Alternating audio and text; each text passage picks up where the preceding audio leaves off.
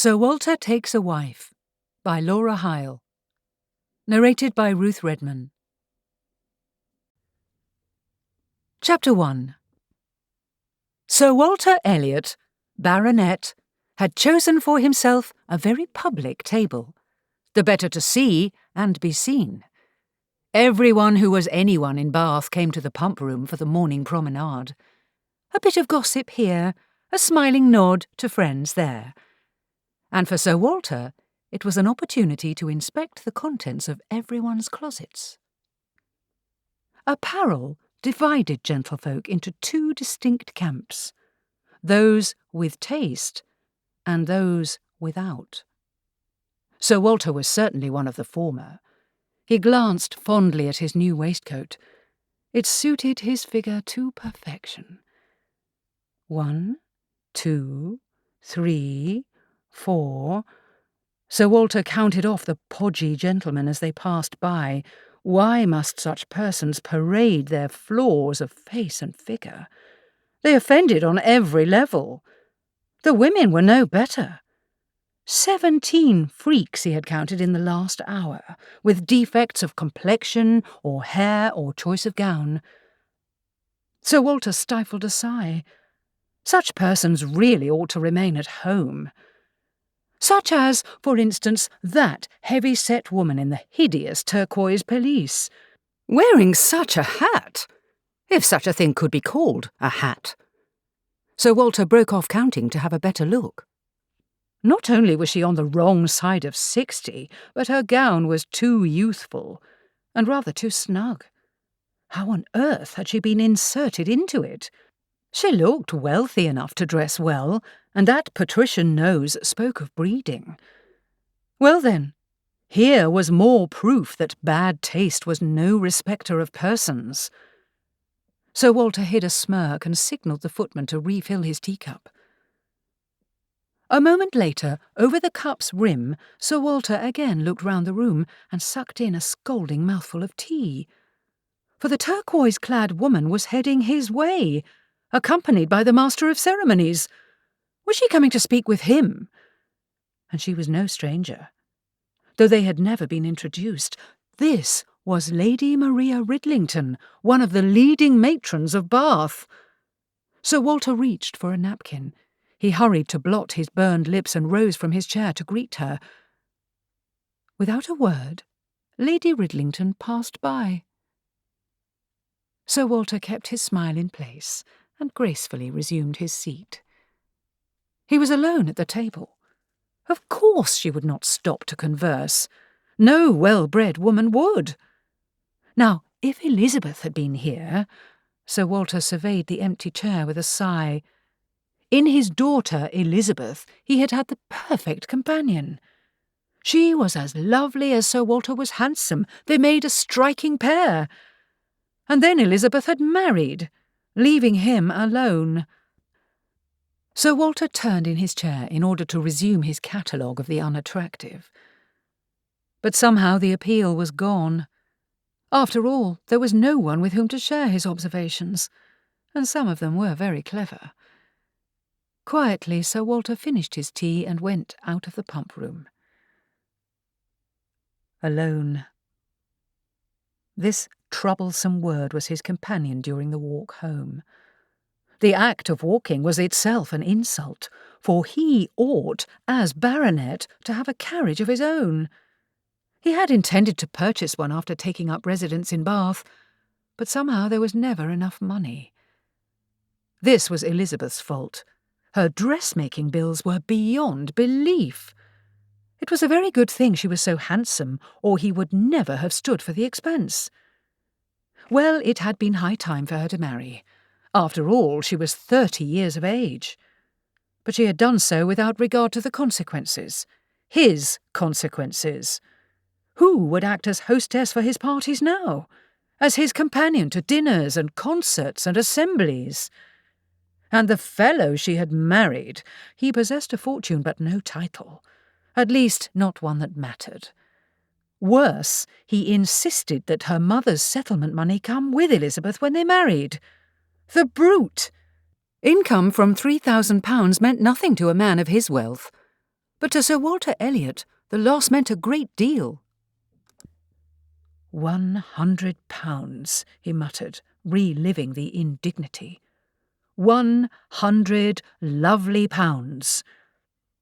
Walking uphill did not improve his temper. Naturally, the more fashionable neighbourhoods would be in the upper section of Bath. Sir Walter slowed his pace and willed himself not to sweat. It was cruel indeed that he, a man blessed with good looks, a landed estate, and a splendid heritage, should be, as his son-in-law Charles Musgrove would vulgarly say, strapped for cash. Oh, to have a larger income! He had economised in every possible way. His fine coach and horses sold. His yearly foray to the metropolis during the height of the season given up. His ancestral estate let to tenants. The latter sacrifice was the most painful of all. Kellynch Hall, the pride of generations, was now inhabited by an admiral and his wife. Who were the Crofts? No one of note.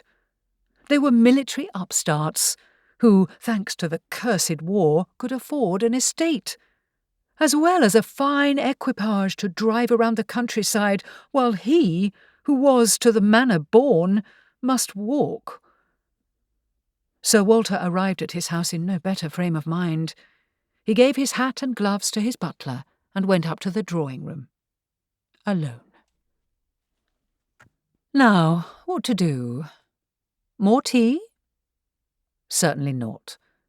Sir Walter rang for a glass of Madeira and had the footman leave the decanter. Presently the mail was brought in, a woefully small pile. He loathed to admit it, but invitations were becoming scarce. And no wonder. Without a hostess, how could a gentleman entertain? Sir Walter was not of a mind to host his friends to dinner at a restaurant. Not only was the expense considerable, but guests expected entertainment, such as a concert. He had no intention of paying for dinner, let alone tickets. Sir Walter finished his wine and refilled the glass. The afternoon spread before him, offering nothing. Never mind that Sir Walter was perfectly attired to receive visitors. No one came to call. He stood in front of the windows, sucking his teeth and looking down into the street. Carriages and chairmen passed by, but no one stopped. Elizabeth had left behind a stack of fashion periodicals. Sir Walter had been through them so many times that he knew the illustrations by heart. The latest issue of the Bath Gazette lay on a table, but only the social pages were worth reading. The rest of the newspaper was devoted to Parliament, or news of a war in some distant place, or dreary lists of numbers relating to trade. The only book Sir Walter kept on hand was The Baronetage of England, and presently he took it down. Of its own accord, it opened to his page, the listing for Elliot. Such a pity that a man so blessed, a widower for heaven's sake, would now be forsaken and alone. There were ladies aplenty right here in Bath who would be thrilled to consider him as a suitor. What had Elizabeth called the practice? Ah, yes, dropping the handkerchief. Sir Walter gave a snort of derision. Perhaps if one of the handkerchief droppers were handsome, he might be amenable to courtship. As it was, he charmingly distanced himself. What need had he for a wife? Financial need? Yes, there was that. It was painful to see how his resources were dwindling. Even if he could afford to reside at Kellynch, he would not like living alone. He would not like living with any of his daughters and their husbands either. An interesting thought, taking a wife. Sir Walter poured another glass of wine and considered this new and daring idea. Should he marry again? The lady must be of proper lineage. No merchant's daughter for him. The title Lady Elliot would be an enticement, and so would being mistress of Kellynch Hall. Sir Walter warmed to this theme.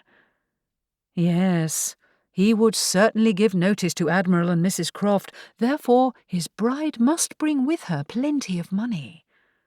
A yearly income of £500, no, an even 1,000 was crucial. He went hunting for a pencil and paper. Sir Walter was no wizard at arithmetic, but the need was pressing. At last, he sat back and studied his figures. His bride must bring a settlement of at least £10,000. This was not asking too much.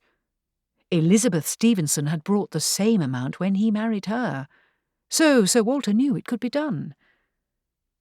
"I am worth it," he said to the empty room. His new wife must also be beautiful. No chinless wonder for him, nor a Roman nose or a horsey face.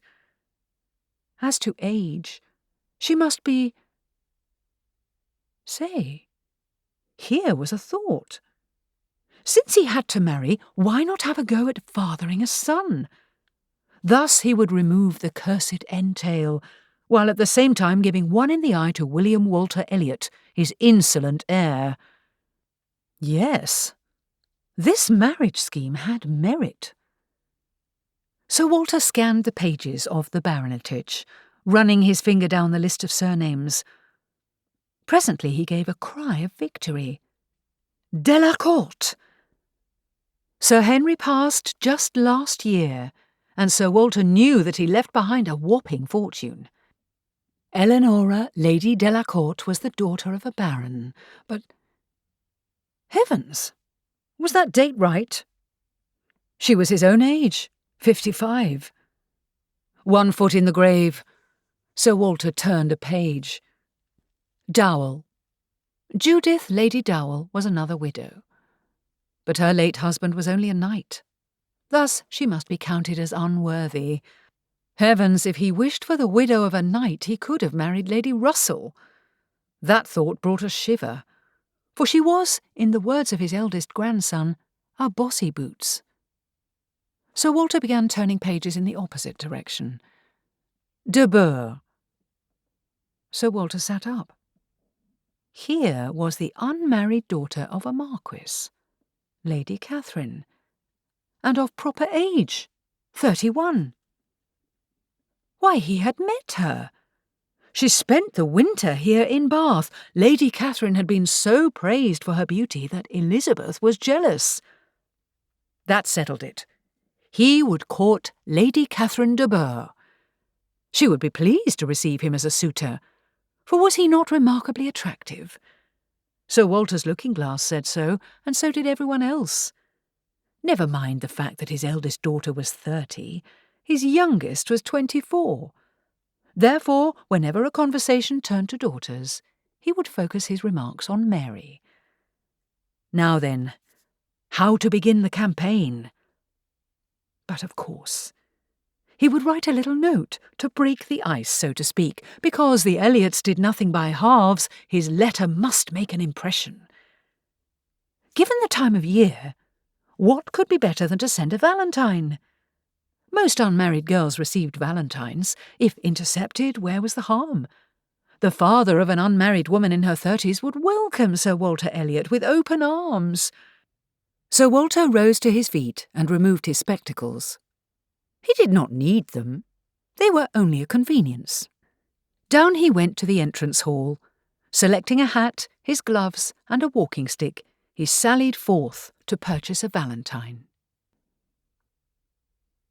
The wording presented the greatest difficulty, and for a few days Sir Walter fretted over what to say. He must pen an eloquent message, one worthy of his crusade. For a crusade it was, a crusade of love, and words were the artillery. That was rather clever, was it not? Even so, Sir Walter put it off until his calendar said February the 12th. This was the day he must send it on its way in order to be delivered on time. "Come Valentine's Day," he said aloud to the empty room, "we shall have a magical transformation. Postmen will be converted into cupids." There now, his wit was flowing.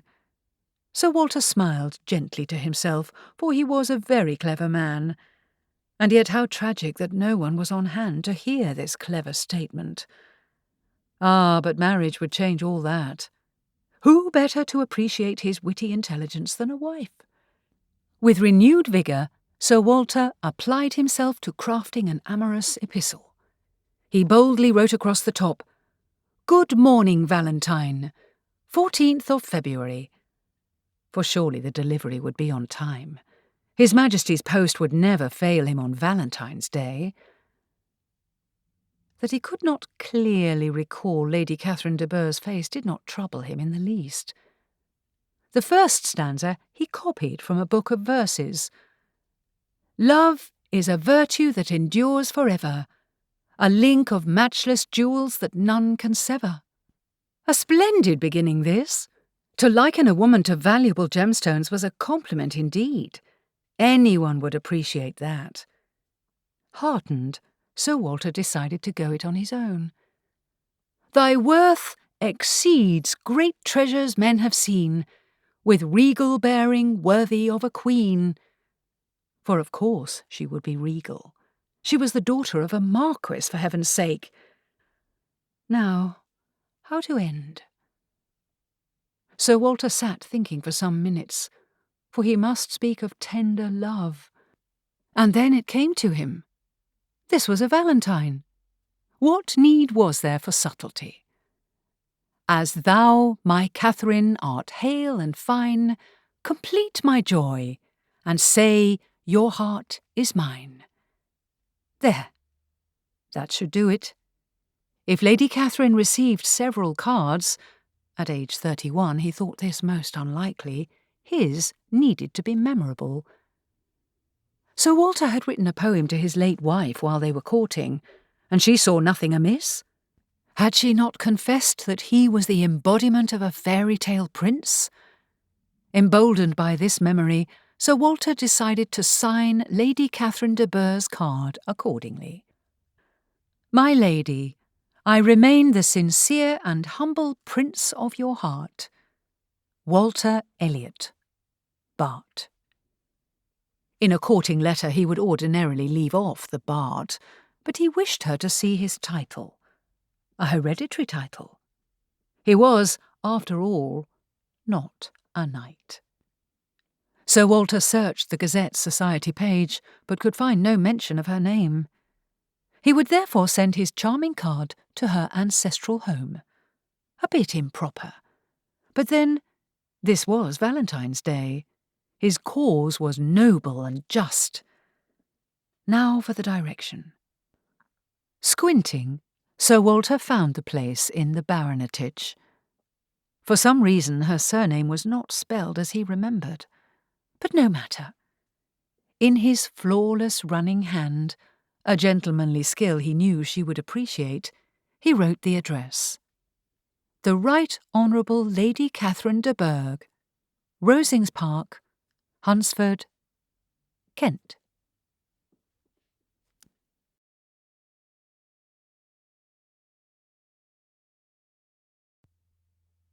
Chapter 2. Long and hard did Lady Catherine stare at the card, with its riot of hearts and roses.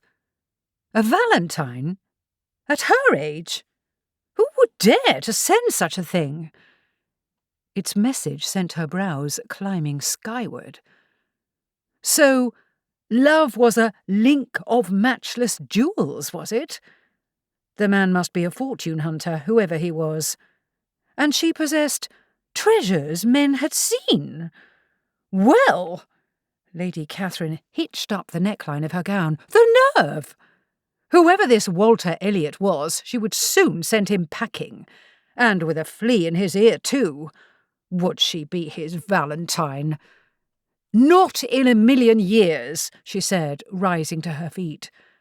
She could not get to her writing desk fast enough. Sir Walter Elliot would soon discover that he was barking up the wrong tree. "My dear sir," she began. No, this was not right. He was not dear, nor should she use the possessive pronoun my.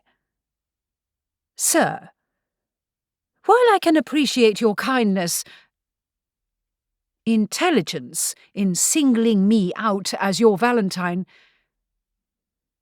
in singling me out on Valentine's Day, I beg leave to inform you that I have no intention of indulging in foolishness. I beg leave to inform you that I have no inclination for courtship at this time. My life has enough trouble without falling in love with an idiotic fool of a man. My life has enough trouble without a man, even one who styles himself a prince.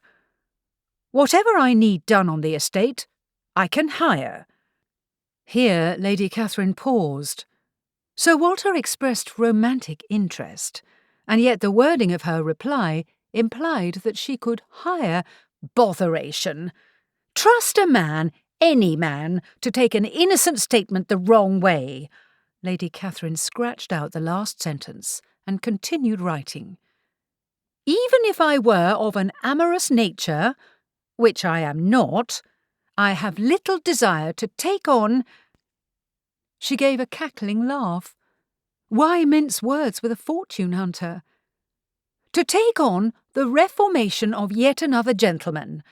My late husband would doubtless advise you to move on to a more compliant prospect. Please accept my sincere wishes for good health and prosperity." Cross that out. "I remain, independent of princes and well content, the Right Honourable Lady Catherine de Bourgh." As she copied out her letter, there came a sound. Was it laughter? She looked toward the windows, and a movement on the lawn caught her eye. She pushed back her chair and went to investigate. Here were not her groundskeeper and his assistant, but those annoying Hile boys. Really, Sir Charles should keep his sons in better order. They were always sneaking onto her estate as if they had nothing better to do at Fairview Manor. She would write to Sir Charles and offer suggestions. Hadn't they ponies to ride or dogs to train? Boys needed lessons in shooting, but Lady Catherine would never suggest this. Knowing those two, her windows would be used for target practice.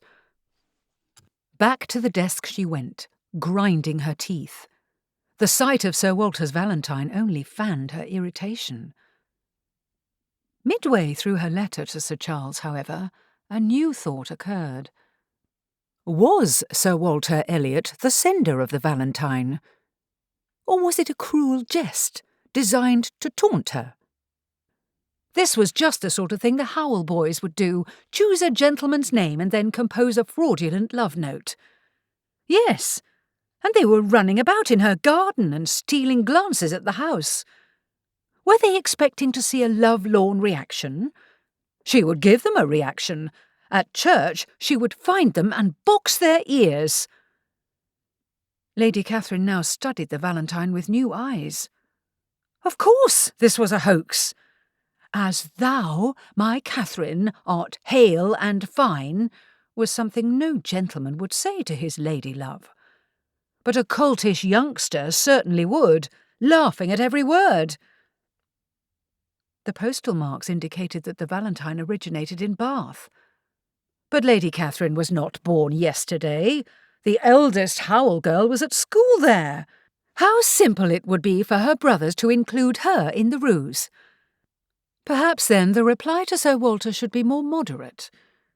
Lady Catherine drew forward a fresh sheet of paper. "Dear Sir Walter, I thank you for the Valentine card and the message it contained. However, I do not for 1 minute suppose that you are its true sender. That honour belongs to Masters James and Richard Hile of Fairview Manor, gentlemen's sons with nothing better to do than taunt a poor widow on Valentine's Day. Doubtless they found your name in Debrett's, and with flagrant disregard for the havoc it would cause, boldly and unlawfully signed your name. I am writing to warn you. Knowing these two, I am not the only recipient of a Valentine bearing your signature. If you receive a reply from a Mrs. Stuart Morton or a Miss Kipp, be on your guard. They are husband-hunters of the worst sort, as the Masters Howell, and indeed all the inhabitants of Hunsford, know. When next I see these young rapscallions, I shall certainly give them a piece of my mind. I expect to run them to ground at Sunday service.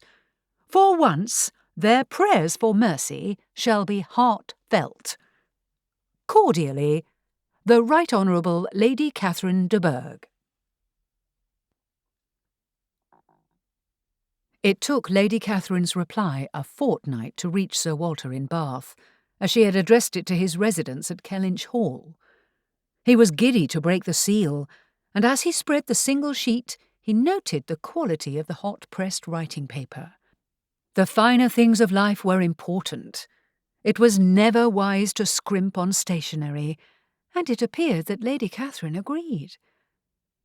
However, as Sir Walter read her words, a frown descended. She thought the Valentine was a jest. The sincere sentiments of his lonely heart were cast aside as a boyish prank. And what was this? She described herself as a poor widow. Even an unlettered rustic knew that an unmarried woman in her 30s would never call herself a widow, poor or otherwise. Exactly who was the writer of this letter? Sir Walter hunted up his spectacles and sat down to more closely examine the baronetage. When he realised the mistake, he gave an anguished cry that brought a footman running. Sir Walter waved him away and began to pace the length of his drawing-room. What a mistake! What a disastrously awkward faux pas! Lady Catherine de Bourgh was a widow, all right. Granted, she was younger than he, but not by much. She was almost 50, a full 19 years older than the other Lady Catherine. This was what came of the gentry's fondness for using royal names. Hideous errors of identity. The mistake had been his, but it was honestly made. There was nothing to be done but begin again, this time with the younger Lady Catherine.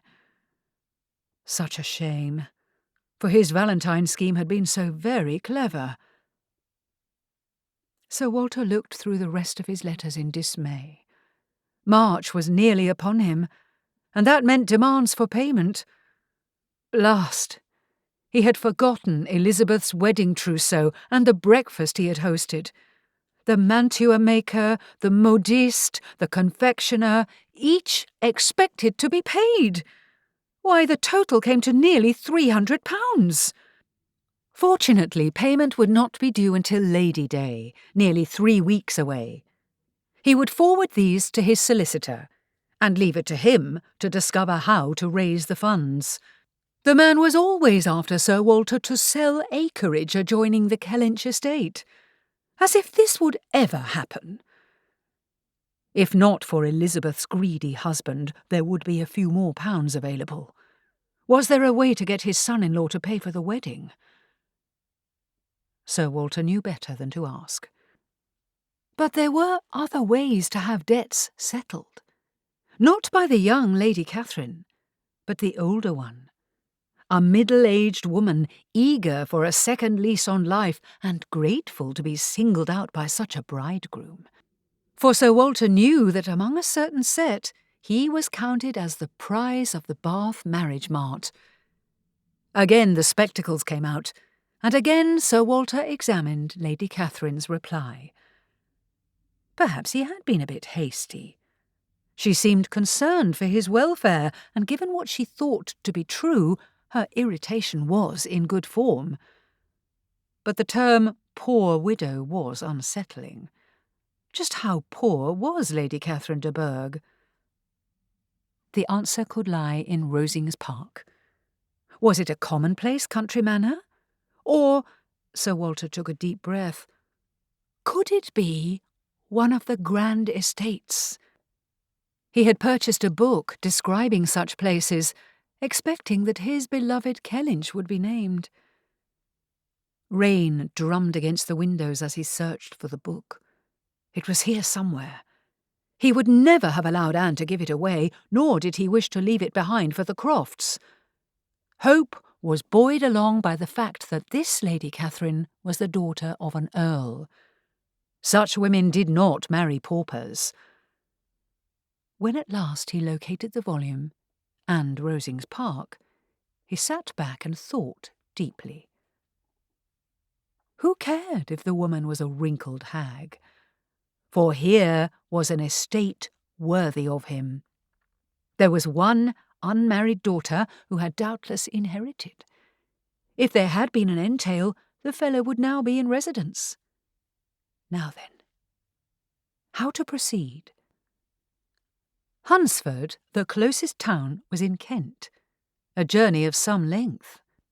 No matter that it had been raining for days, Sir Walter must go to Hunsford and present himself to Lady Catherine. Moreover, he must court her properly. With old birds, courtship could take time. Time he did not have. He came to a bold decision.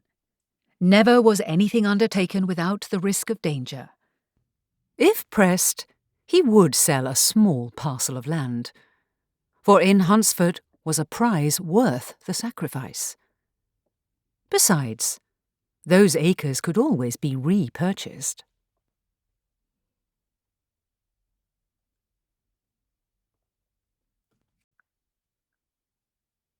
Chapter 3. As it turned out, Sir Walter experienced numerous delays in leaving Bath. Chief among these was the fact that his cousin, Lady Dalrymple, had requested his presence at a series of concerts. It was unwise to offend a well-born relation, particularly one as socially useful as a viscountess. But while his noble cousin desired his companionship, for a man as handsome as he was a definite social asset, Sir Walter could detect no amorous or matrimonial interest. Indeed, she would be a fool to exchange her name and title for his. Then, too, her ladyship exhibited parsimonious tendencies. It would never do to be married to a close-fisted, stingy wife. Lady Day's deadline pressed Sir Walter mightily, and it was with relief that he left for Hunsford on the 20th of March. The Crown, which was the best Hunsford had to offer, was everything one would expect in a backward country inn. It was clean, but unremarkable. The rates were reasonable, and it was simple to hire transportation. Sir Walter expressed an interest to see the great houses in the area. Without prompting, the innkeeper suggested Rosings Park. Thus he was deposited at the gates of the estate, to stroll about the grounds and see the gardens, with the boy to return in an hour's time. Sir Walter spent this hour taking in the beauty of Rosings, and his spirits rose to smiling admiration. What glorious vistas and dignified formal gardens! These were laid out precisely as he liked, with immaculate gravel paths that were edged with precision.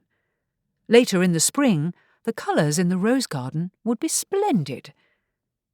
By then, he might well be living here. All that was lacking, he decided, was pleasing garden statuary.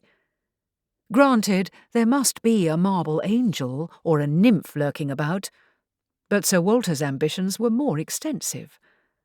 There, to the right of the rose garden, was the perfect spot for what he had in mind. He would commission a bronze statue of himself, standing beside his new wife. Never mind that he had never seen Lady Catherine. The idea was quite perfect. There they would be for all posterity to admire, a graceful and attractive couple. For garden statuary immortalised one at his, or her, most youthful and beautiful best. An impulsive expenditure, this, but Sir Walter knew that the best time for making permanent additions to an estate was shortly after the honeymoon, when romantic love was in full bloom. He tilted his head to one side, thinking it over. White marble would be more attractive, but bronze would enable him to have 2 identical statues cast. How he had regretted that there was no tribute to himself in the gardens at Kellynch Hall. And now there would be. Twirling his walking stick, Sir Walter retraced his steps. It was then that he recalled something that the boy had told him. The house, just there, adjacent to the estate, was the parsonage. And what was this? A carriage was coming along the lane at a brisk clip. Sir Walter stepped behind a conveniently placed yew hedge. It would never do to be seen as an uninvited trespasser. As the carriage neared, Sir Walter saw the parsonage door open. A fellow dressed in clerical garb rushed out. He stood at his wicket gate, hat in hand, bowing low. A woman came to the door, his wife apparently. She lifted a hand in greeting. So this was the rector. He was a bumbling fellow, rather in need of town polish. Sir Walter clicked his tongue in disapproval. The universities were taking just anyone nowadays. Here was proof that education was unable to impart a gentleman's dignified manners. The carriage swept through the gates, and the clerical fellow and his wife went back inside. The next step in Sir Walter's plan instantly became clear. He would attend service on Sunday. One needed no formal introduction to a parson, and this would pave the way to meet Lady Catherine. Of course, he must learn more about her before taking the fatal step, but there was plenty of time for that. His first objective was to be a pleasant diversion, a thing much needed in a country place. Sir Walter suffered no qualms, for was he not one of the wittiest fellows in Bath? Then, too, gentlemen of his face and figure were always welcome. This thought brought a smile. Yes, Lady Catherine de Bourgh would one day thank her lucky stars for his misdirected Valentine. Hunsford's parish church was typical for a village of its size. There were several fine stained-glass windows, including one commemorating the late Sir Louis de Bourgh. Now here was the sort of charitable giving that Sir Walter could endorse. A tasteful work of art, a thing that generations could admire, was well worth the expense. Instead of, say, the unending pleas for monetary help for this or that needy family. Why must the vicar of Kellynch parish be so pastoral? The bells began to ring at the appointed hour. Promptness was apparently a virtue here. The congregants filed in and took their seats. Out of consideration for his campaign, for normally it would not concern him, Sir Walter lingered in the narthex, unwilling, as a stranger, to sit in the wrong pew. But someone, the sexton perhaps, came forward and brought him to a very nice seat. Just in front of Sir Walter sat a trio of women, a plainly dressed young matron, a nervous schoolgirl, and a lovely young woman, probably unmarried. She wore a pretty sprigged gown, with the ribbon of her darling hat tied attractively beneath one ear. Her dusky curls were beautifully arranged, and she moved with particular grace. Sir Walter gave a heartfelt sigh. How gratifying it was to attend service with the good-looking. After a time the bells ceased ringing, and the organist launched into the introit. A group filed down the centre aisle to a pew at the front. Were these the local gentry? Sir Walter studied them with interest. A tall, stately woman in stiff black silk came first, with a thin, ashen-faced younger woman and 2 handsomely attired gentlemen. The latter 2 could have stepped from the pages of one of Elizabeth's fashion periodicals. Well, things were definitely looking up. The entrance was nicely staged. Sir Walter could not have done better himself. Thus they were seen by the entire congregation, and the music added an air of ceremonialism. Behind them came the rector. Sir Walter had not missed his guess. Here was the fellow he had seen run out of the parsonage. Horrors! Even a surplice could not give the man dignity. It was the way he walked, Sir Walter decided. Swaying from side to side was definitely unclerical. Presently the service began, and Sir Walter noticed that the beautiful young woman opened her prayer book. Such devoutness was touching. Countrified and provincial, but touching. When the opening prayer was said, she actually bowed her head. Sir Walter Elliot did not bow his head. He hadn't for years. Fortunately, this rector was content to read the prayer, unlike the vicar of Kellynch. Spontaneous prayers were so undignified. Sir Walter had had rather enough of Mr. Allen and his earnest confess your sins piety. Sir Walter did not confess sins, ever. Nor had he brought a prayer book. Why bother when the Grand Estates Guide was similar in size? He was mindful to open to a page without illustration and arrange his features in a worshipful mode. While the rector droned on with the prayer, Sir Walter turned round to get a look at the congregation. Surely Lady Catherine de Bourgh was present, and yet Sir Walter could not locate her. Unless, he gave a little gasp, was she with the party in the front pew? The stiff black crow? His eyes narrowed as he studied the woman. Her clothing was not in the latest mode, but appeared to be well tailored. Her rigid stance had a certain dignity, and this pleased him. A few stray curls peeked from beneath her hat. Her hair had not yet gone grey. Sir Walter leaned this way and that, hoping for a better view. He could not detect a double chin or crow's feet. Naturally, her hands were encased in gloves, which was a pity. Were they veined and freckled with age spots?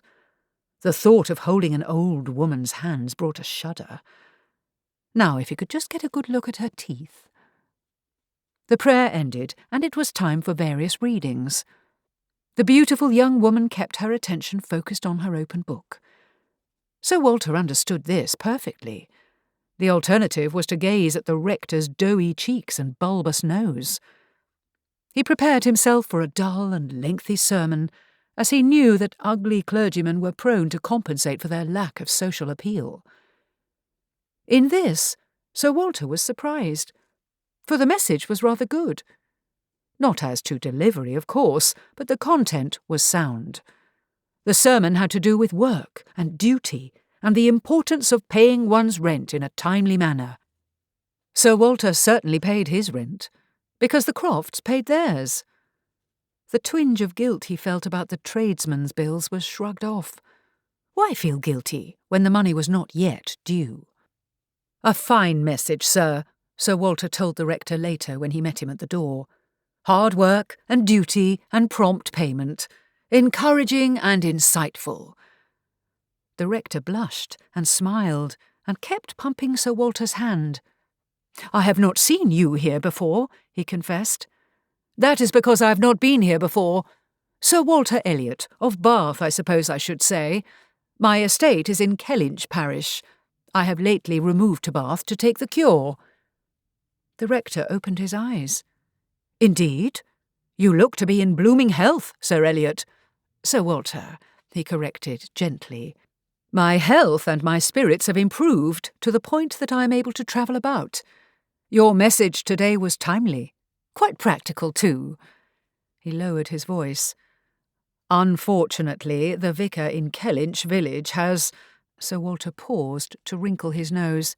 "Evangelical leanings. So tiresome, the way he rambles on about personal piety and the Bible and letting one's light shine. I find you quite refreshing, Mr. Sir Walter looked a question. The man gave a start. "I am rector here, William Collins. A pleasure to meet you, a genuine pleasure. Are you with us for long? Do you make an extended stay?" "For a fortnight, possibly more. I find your village quite pleasant." "Why, then we must have you to dinner." "I shall be delighted, Mr. Collins. You will find me at any time at the Crown. At present my calendar is unfilled." Sir Walter smiled and moved on. A most profitable morning.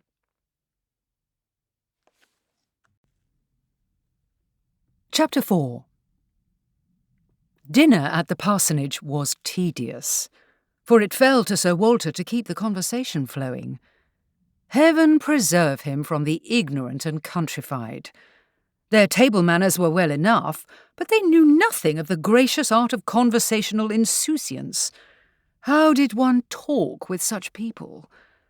Mrs. Collins, daughter of a newly made knight, was interested only in what happened in Hunsford village.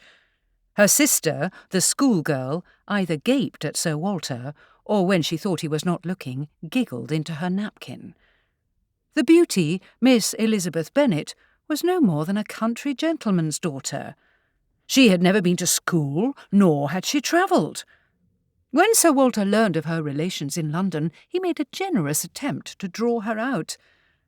Alas, it was hopeless.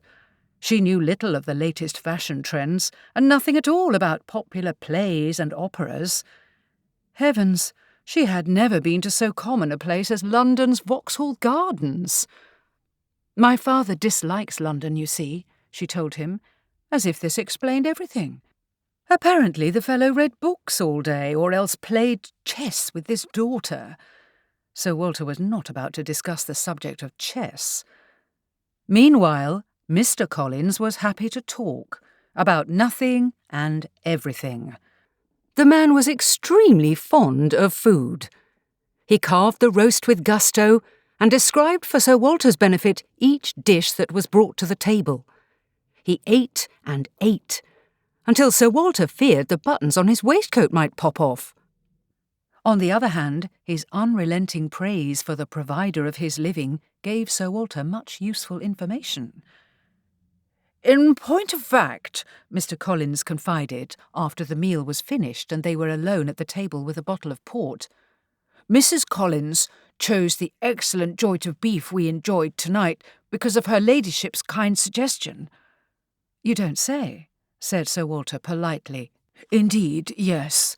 She noticed it in the butcher's shop and knew it would be just the thing for us. Lady Catherine watches over those living on her estate with admirable care." This only showed how hideously bored she must be. The poor woman needed a change of scene. "As further evidence of her generosity, you have only to observe the wonderful renovation of our parsonage. When you come again, Sir Walter, I will take you through every room. The improvements are most extensive." Sir Walter smiled, but he could not share Mr. Collins's enthusiasm. This was, after all, a small and commonplace house. But because he wished to hear more about Lady Catherine, Sir Walter adroitly exchanged his full wine-glass for Collins's empty one. "I take it she has made similar improvements to the mansion." Mr. Collins's pink cheeks grew pinker still, and he described at length the excellent renovations made to the kitchen. Sir Walter passed the wine bottle, and Collins again refilled his glass. "And," he added muzzily, "you will not believe the new chimney-piece in one of her drawing-rooms. £800 it cost, and not a penny less." To Sir Walter this was a truly thrilling detail, for it indicated good taste as well as largesse. Any woman who would spend that much for a chimney-piece was just the wife for him. "We have been asked to after-dinner coffee tomorrow. I tell you what, I'll write to her ladyship tomorrow, first thing, to inform her of your arrival. She will like to meet you." "That is very kind," said Sir Walter. But he knew that this was not the first thing Collins would be doing tomorrow. He would be confined to his bed, nursing a stunner of a headache. "My patroness makes it a point to meet all newcomers. Well, not all of them, just the well-born and deserving, if you take my meaning." Sir Walter was delighted, for this meant that he would be meeting Lady Catherine sooner rather than later, although when Lady Catherine saw his name, which she would no doubt recognise, how would she respond? With alarm, most likely. How could he work around this? By the time he returned to the Crown, Sir Walter had his answer. He would nip in before Mr. Collins with a note of his own. He would send it to Rosings Park tonight. "I am a clever man," he said to himself as he brought out the bottle of ink and stationery. "A very clever man. My dear Lady Catherine, thank you for the note. How I appreciate frankness and plain speaking." This was an outright lie. Politeness trumped forthrightness always. But Sir Walter knew that opinionated women enjoyed appreciation. He also knew that he ought to play along with Lady Catherine's idea of a boyish prank. It would not do to begin their acquaintance with her feeling like a fool.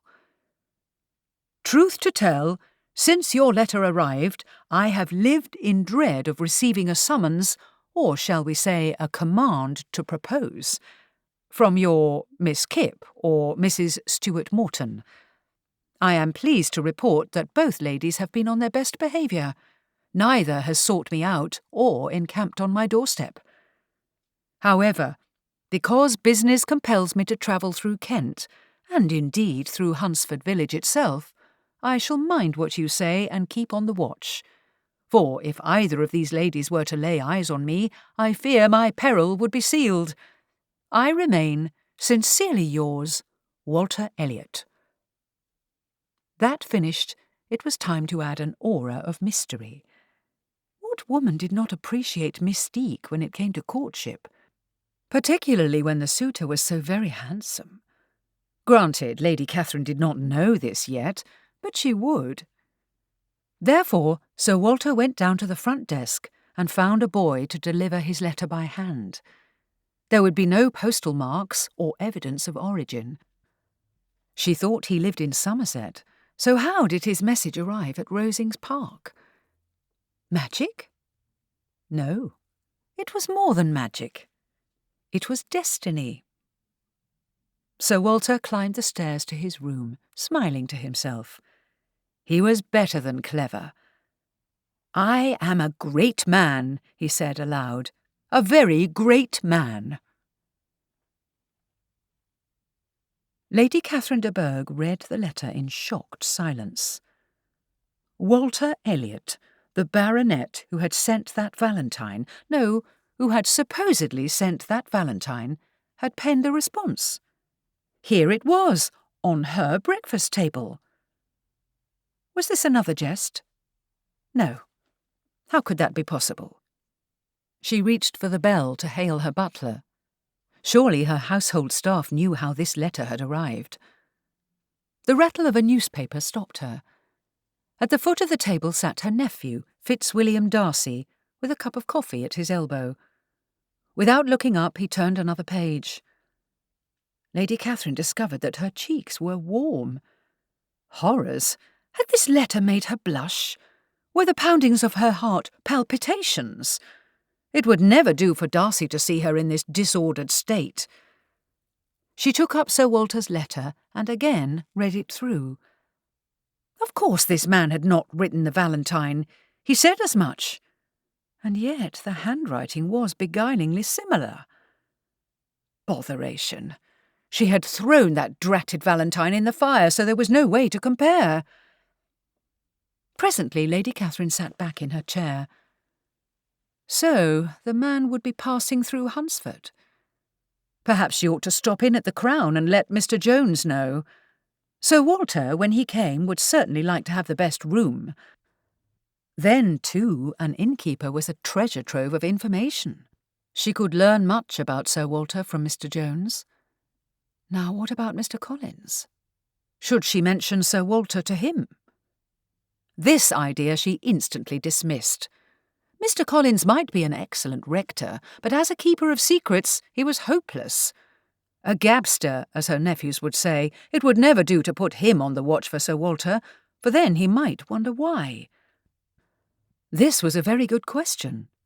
Why should she bother with Sir Walter Elliot?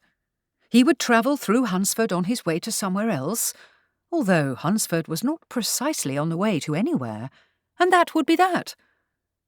Heart palpitations, indeed.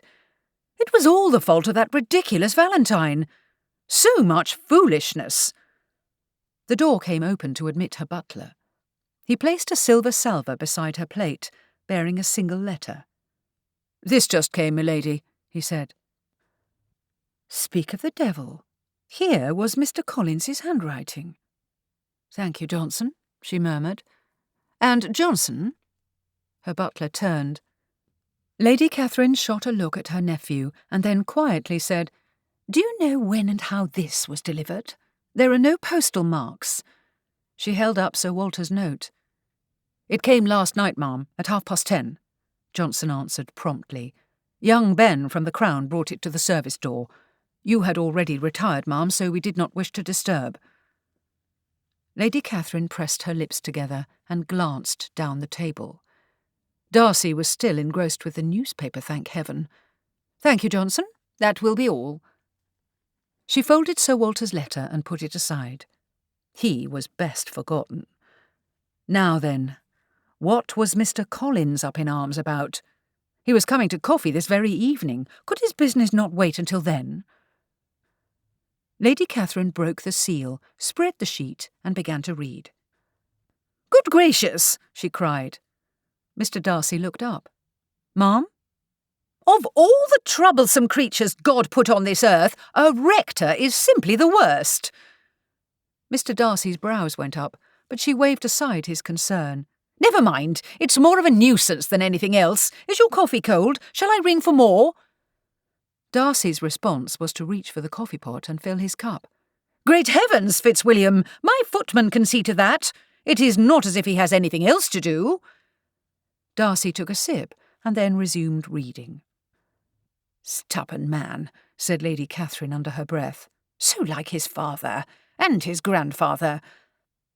As for Mr. Collins, with whom she would have words shortly, what was he about, asking her to invite this Sir Walter Elliot for coffee? Outrageous! As if she wished to make the man's acquaintance. She could see Sir Walter now, a self-congratulatory humbug. No doubt he was like Mrs. Collins's father, Sir William Lucas, a little man, probably pot-bellied and poorly attired, with a minuscule estate and no social acumen. Lady Catherine would soon show him his place. And Mr. Collins as well, for when Johnson came in later, Lady Catherine was ready. "Have Dawson write a reply to Mr. Collins." She held out the note. "She is to tell him that he may bring his guest to after-dinner coffee tonight. Only that, Johnson, nothing more." Lady Catherine had to smile. A reply written by her maid would show Mr. Collins exactly what she thought of his bold request. It was with no little difficulty that she waited out the day. Dinner was just as tiresome. All during the meal, Lady Catherine's mind was busy with what she would say to Mr. Collins. He cringed so delightfully when she scolded, and scold she would, in an under-voice that only he could hear. She had chosen to wear her most forbidding black gown, the better to drive home her displeasure. Darcy and Colonel Fitzwilliam, she refused to call him by his preferred name, Fitz, conversed about estate business. For once, Lady Catherine did not bother to listen. Anne was particularly listless tonight and had no conversation. She toyed with her food, causing her companion, Mrs. Jenkinson, to hover anxiously. The footmen opened the door to the drawing-room, and Lady Catherine sailed in, ready for battle. There sat Mr. Collins, with his mouth agape. With him were his wife and Miss Lucas and Miss Elizabeth Bennet, and a man who could only be Sir Walter Elliot. Lady Catherine halted mid-stride. What in the world? At once Sir Walter was on his feet, and he made a graceful bow. Before Mr. Collins could say anything, Sir Walter spoke. "I apologise for making your acquaintance in this forward manner, Lady Catherine. Thank you for your gracious invitation." For once, Lady Catherine was bereft of speech, for his voice was perfect, and his smile was singularly charming. He was about her height, and very much the gentleman. His dark hair had a nice sprinkling of grey, so distinguished. He was anything but pot-bellied. Humorous eyes, dimpled cheeks, a cleft chin. Why, he cast even her nephew Darcy into the shade. "I thank you for agreeing to join us with such short notice, sir," Lady Catherine heard herself say. "Won't you please be seated?"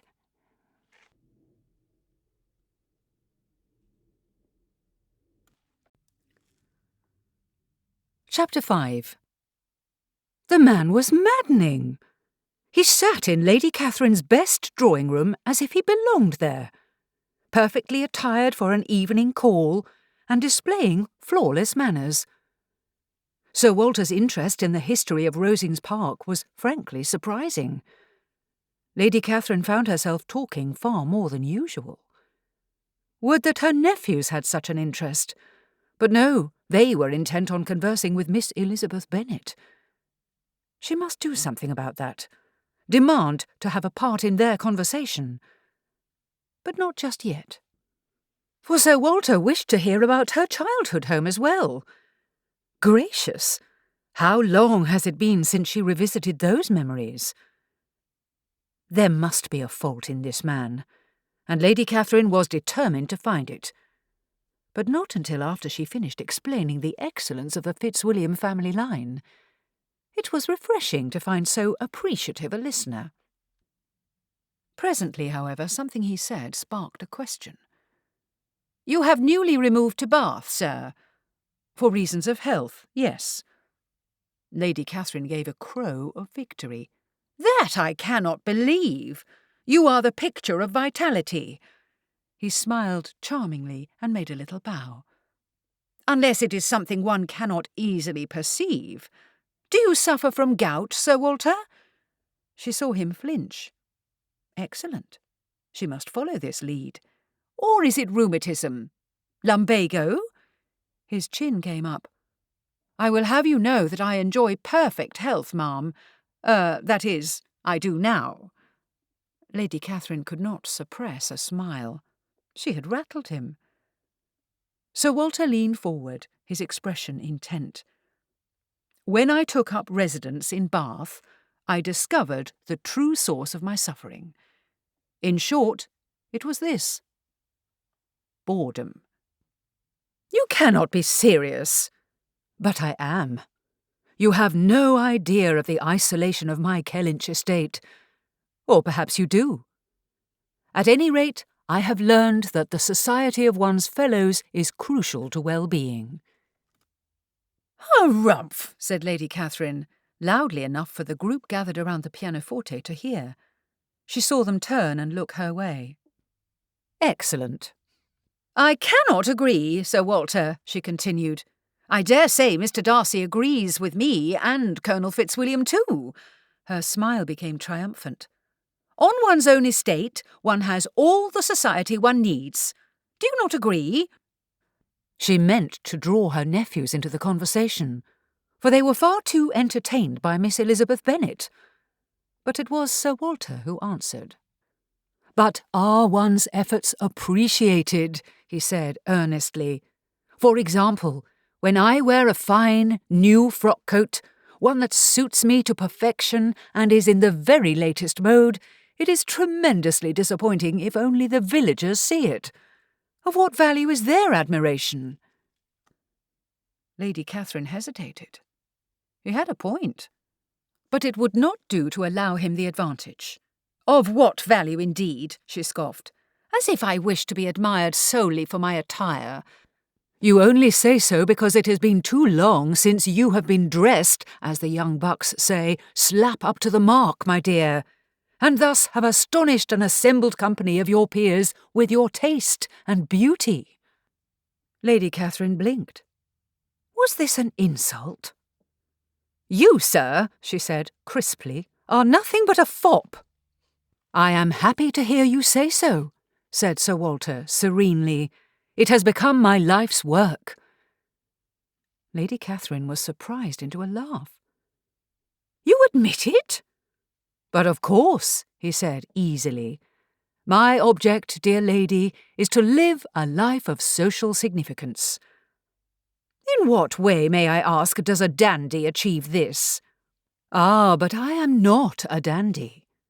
You have been absent from the London social scene for too long if you think that of me." He wrinkled his nose. "I mean really, their clothes. High shirt points, what the young bucks call winkers. Coats fit for a circus performer. Cherry-striped waistcoats, sporting huge buttons." Lady Catherine was surprised into saying, "I quite agree." He leaned in. "Instead of managing the tenants on my estate, a thing you have obviously made your life's work, I offer assistance to the gentry." "What assistance, pray, do they require?" Sir Walter leaned forward. "You have eyes, Lady Catherine. Crimes of dress and manners and social usage are everywhere. When one's sensibilities are offended by the gentry, opportunity is given to cits and social climbers." "As if you are not a social climber," she scoffed. "Me?" His surprise was genuine. "I have no need to be. Nor," he added, "have you. But the generation beneath us? Horrors! All these egalitarian ideas. It is shameful. And it begins," he went on, "with dress and manners. The gratifying thing about advising the well-born is that they, unlike the tenants on an estate, are in the position to do something about their errors. They can mend their ways." "You speak like an enthusiast, Sir Walter." He laughed, a surprisingly warm laugh. "I suppose I am, my dear," he said, "but only as it pertains to society and decorum." Lady Catherine did not know where to look, for the words, "my dear," brought warmth to her cheeks. Did he think her a simpleton? He would soon learn better. "A self-styled expert, I see," she challenged. "Well, have you any advice for me?" That should shut his mouth. And it did. But not his eyes. Sir Walter Elliot's gaze was not lustful, but intense. He was a deeper thinker than she realized. "Tell me this," he said at last. "Do you mean to sit against the wall while others dance?" "Of course I do. Dancing at my age? You cannot be much above 40. Lady Catherine opened her mouth and then shut it again. "Not much," she stammered. "If you must wear black, as so many women do, you will appear older. Granted, black will make a fleshy, rotund woman appear more slender. Your youthful figure has no need for such subterfuge. I suggest," he added sagely, "that you wear dusky rose." "Pink!" she squeaked. "Not pink," he said severely. "I have in mind the colour of Grenache Noir." Sir Walter lowered his voice. "That is a wine made in the south of France, in the Rhône, a region of Mistral breezes and Mediterranean sunshine." Lady Catherine knew what Grenache was, and she knew about France. But why did the words Mistral breezes tug at her heartstrings? Why did she have an irrational wish to wear a dancing gown and twirl while music played? Who was this man? "I wear black," she said tartly, "because I am a widow, sir." "Which serves to strengthen my point. Do you not think it is time to put black behind you? Dusky rose will suit your colouring splendidly, in a lightweight silk, so that when you dance your skirts will swirl." Lady Catherine could only stare. At her age, swirling one's skirts ought to be a crime. Sir Walter's dimples appeared. Dimples in a man of that age. "Never tell me that you do not adore dancing, Lady Catherine." "When I was young, No," Sir Walter interrupted. "When you were younger." His voice became gentle. "My dear Lady Catherine, you are young still." Somehow, she felt inclined to believe him. Chapter 6. Sir Walter pushed the bowl of porridge aside. What was the innkeeper's wife thinking to serve him such a thing for breakfast? Only farm labourers and foot soldiers ate porridge. He might be forced to patronise this fourth-rate inn, but eat like a villager he would not. On the other hand, the concoction of meat and cabbage, a thing called bubble and squeak, was surprisingly good. Since the alternative was starvation, Sir Walter thought it wise to capitulate. He chose to flatter the innkeeper's wife by asking for a second helping. Once the breakfast things were cleared away, Sir Walter applied himself to thinking. On the whole, his campaign to win Lady Catherine's hand was progressing splendidly. She was not as ill-looking as he'd feared, not nearly as bad as those frights in Bath. Although she was not in the first bloom of youth, anyone could see that she had once been quite handsome. When properly gowned and with her hair attractively arranged, instead of sporting a style that was 3 decades old, Lady Catherine would be a credit to him. She certainly had the correct opinions. Now came the challenging part, waiting for boredom to set in. Lady Catherine would certainly be bored, even with her nephews in the house. She was pleased to entertain them, but this was plainly a duty visit. These 2 young bucks would escape from her drawing-room on the flimsiest of pretexts. And when they did, he would be ready to step into the breach. Sir Walter refilled his teacup. Now then, what sort of activity would interest Lady Catherine? Every ancestral estate possessed a portrait gallery, so dreary but useful in flattering one's host. Lady Catherine would not be able to resist displaying her— Hold hard. No, she would not. Those portraits would be of her late husband's forebears, not her own. Therefore, her familial pride would not be engaged. Sir Walter abandoned the idea and returned to thinking. A tour of the gardens? Here would be a chance to display the numerous improvements she had no doubt authorised. But she could too easily assign his tour to a gardener. Sir Walter's head was beginning to ache. First things first. What was his objective? To beguile Lady Catherine by spending time alone with her. Not for the purposes of seduction. Heavens, no! But to accustom her to the idea of being a couple. Sir Walter cast his gaze to the ceiling. There must be something on the estate that would interest her. But what? Something having to do with springtime? Not the rose garden, it was too early for roses. But what about a bluebell wood?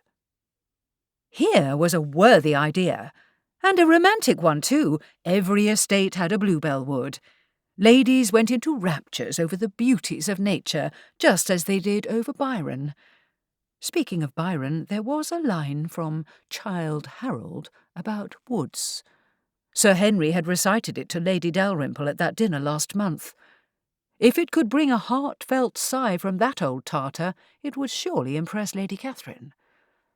Now then, what was it? Sir Walter's eyes narrowed in thought. Something about woods.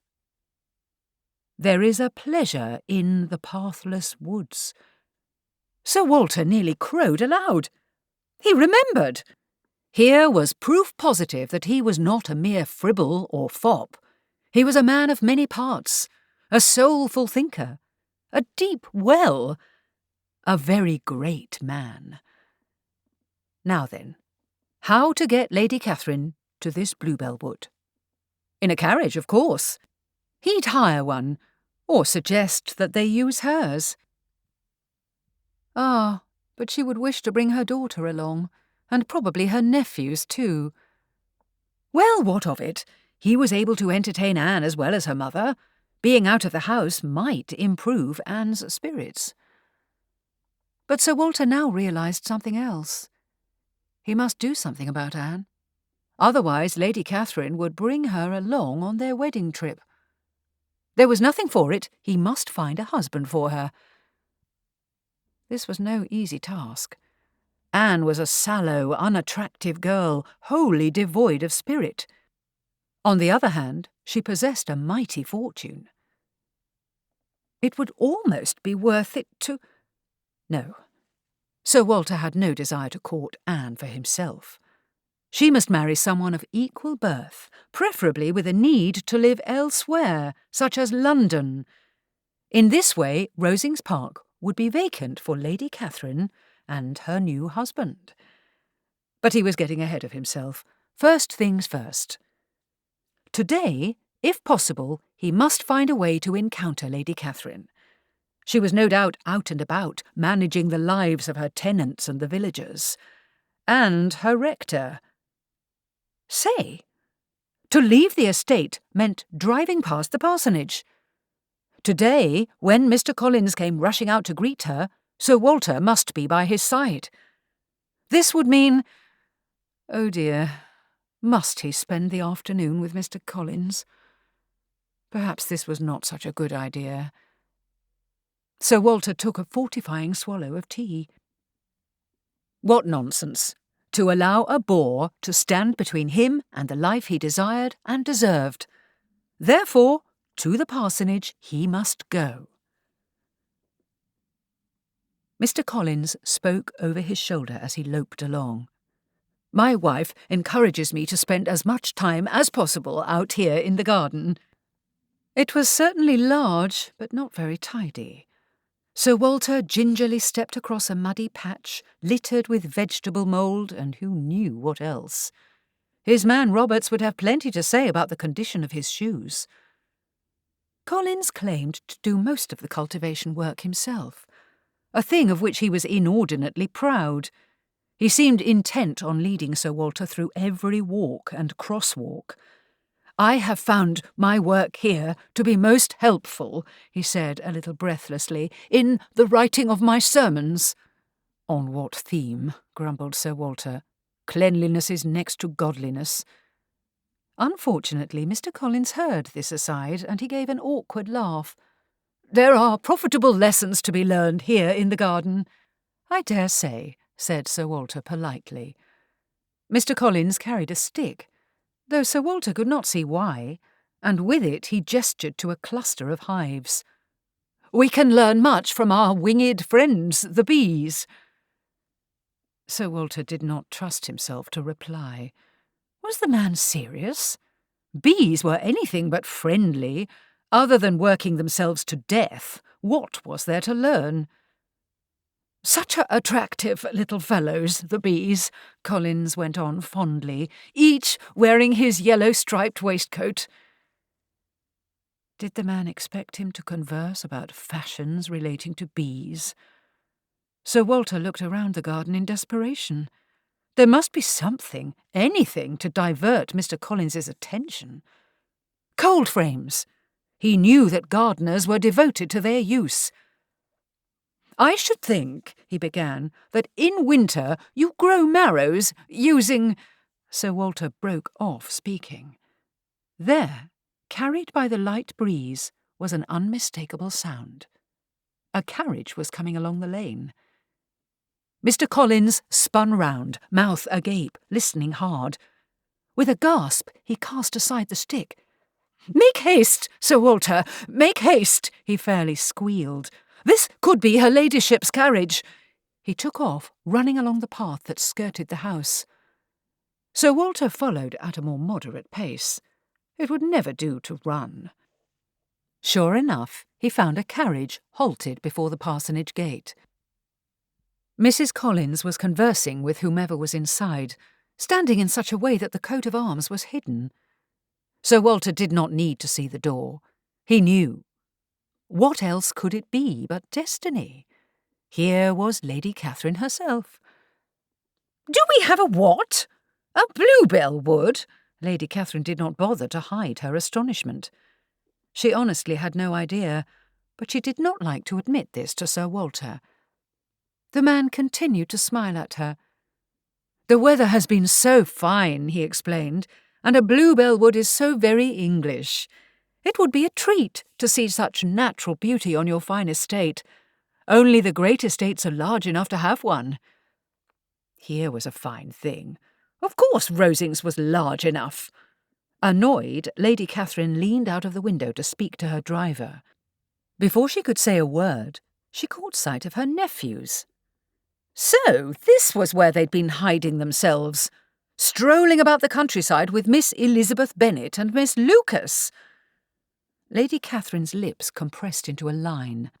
Apparently Sir Walter was not the only one intent on enjoying the natural beauty of the estate. She did not like the way Darcy was smiling at Miss Bennet. "Colonel Fitzwilliam," she called, "you know the estate well. Have we a bluebell wood?" He gave a look to his cousin. "I don't exactly—" "Indeed we do," said Darcy. "Just over that rise of land down along the river. The primroses are just finishing up and the bluebells are coming into bloom." "Splendid," said Sir Walter. "Might we drive to see it?" His smiling gaze took in the entire party. Elizabeth Bennet made a soft sound, rather like a sigh. This did not escape Darcy's notice, much to Lady Catherine's annoyance. "I would like that very much," Miss Bennet said. "That is, if it is not too much trouble." "Trouble? It is no trouble at all," cried Colonel Fitzwilliam. "It is a glorious day for a drive. We'll have the top down." "Nonsense!" cried Lady Catherine. "We cannot all fit." "I can hire something from the Crown," said Sir Walter. "They have a pony trap or some such thing. I dare say it will be rather rustic, but it would be in keeping with the spirit of our outing. Shall I arrange it?" Darcy spoke again. "Will my landau suffice? It seats 4. "Certainly not," said Lady Catherine. "Mrs. Collins, you should not be fatiguing yourself, and your sister will like to stay with you." Mrs. Collins was a sensible woman, and at once she agreed. Her sister Maria said nothing. Lady Catherine next turned to Elizabeth Bennet. "You, my dear, will like to remain with your friend." "No, she won't," said Colonel Fitzwilliam. "We have plenty of room," said Darcy. "Of course you must come, Miss Bennet." "Give us 20 minutes," said Colonel Fitzwilliam, "and we'll be back for you and Sir Walter. Come along, Darcy, in with you." 20 minutes, said Lady Catherine scornfully, as Darcy found his seat. It would take far longer than that to pole up Darcy's landau. The entire idea was foolish. Meanwhile, Colonel Fitzwilliam was climbing up beside the driver. "Less than 20 if I have my way." He took the reins and slewed round in his seat. "All set. Hold on tight. I'm going to spring 'em." "Good gracious!" cried Lady Catherine. The carriage shot up the lane at an alarming speed. Lady Catherine gave an anguished look to her daughter and discovered that Anne was smiling. "This is insupportable! Insupportable! Do you hear?" she shouted to her nephew. "We shall be killed, or, barring that, rattled to death." "Oh, but mother," cried Anne, "this is such fun, and Fitz is a very good driver." Lady Catherine would have folded her arms across her chest if she hadn't been holding on for dear life. "He is nothing of the sort. Furthermore, you should not be calling him Fitz." Anne's smile disappeared, but the shine in her eyes did not. Chapter 7. Colonel Fitzwilliam was as good as his word. He and Mr. Darcy returned in a nicely appointed black landau, with Lady Catherine and Anne following in the carriage. Its top was down, and both ladies held parasols as a safeguard against the sun. Of this Sir Walter heartily approved. The sun was most destructive to the complexion. Once again, he found himself lamenting that for gentlemen, use of the parasol was taboo. But there was no sense in dwelling on what could never be. His bluebell outing was shaping up nicely. The only hitch was Mr. Collins. Although hints had been given that he was not to join their party, the man had brought out his gig and was waiting. As usual, he would talk. "Mrs. Collins is resting in the house, in accordance with your excellent advice," he said to Lady Catherine. "But young Maria here is longing to see the Bluebell Wood." This, thought Sir Walter, was entirely in character. Mr. Collins did not wish to be left behind, but it was easier to place the blame on the girl, Maria. His little speech was followed by an anxious silence, during which Mr. Collins waited for Lady Catherine's verdict. "Oh, very well," she said at last. "Mind you follow at the rear."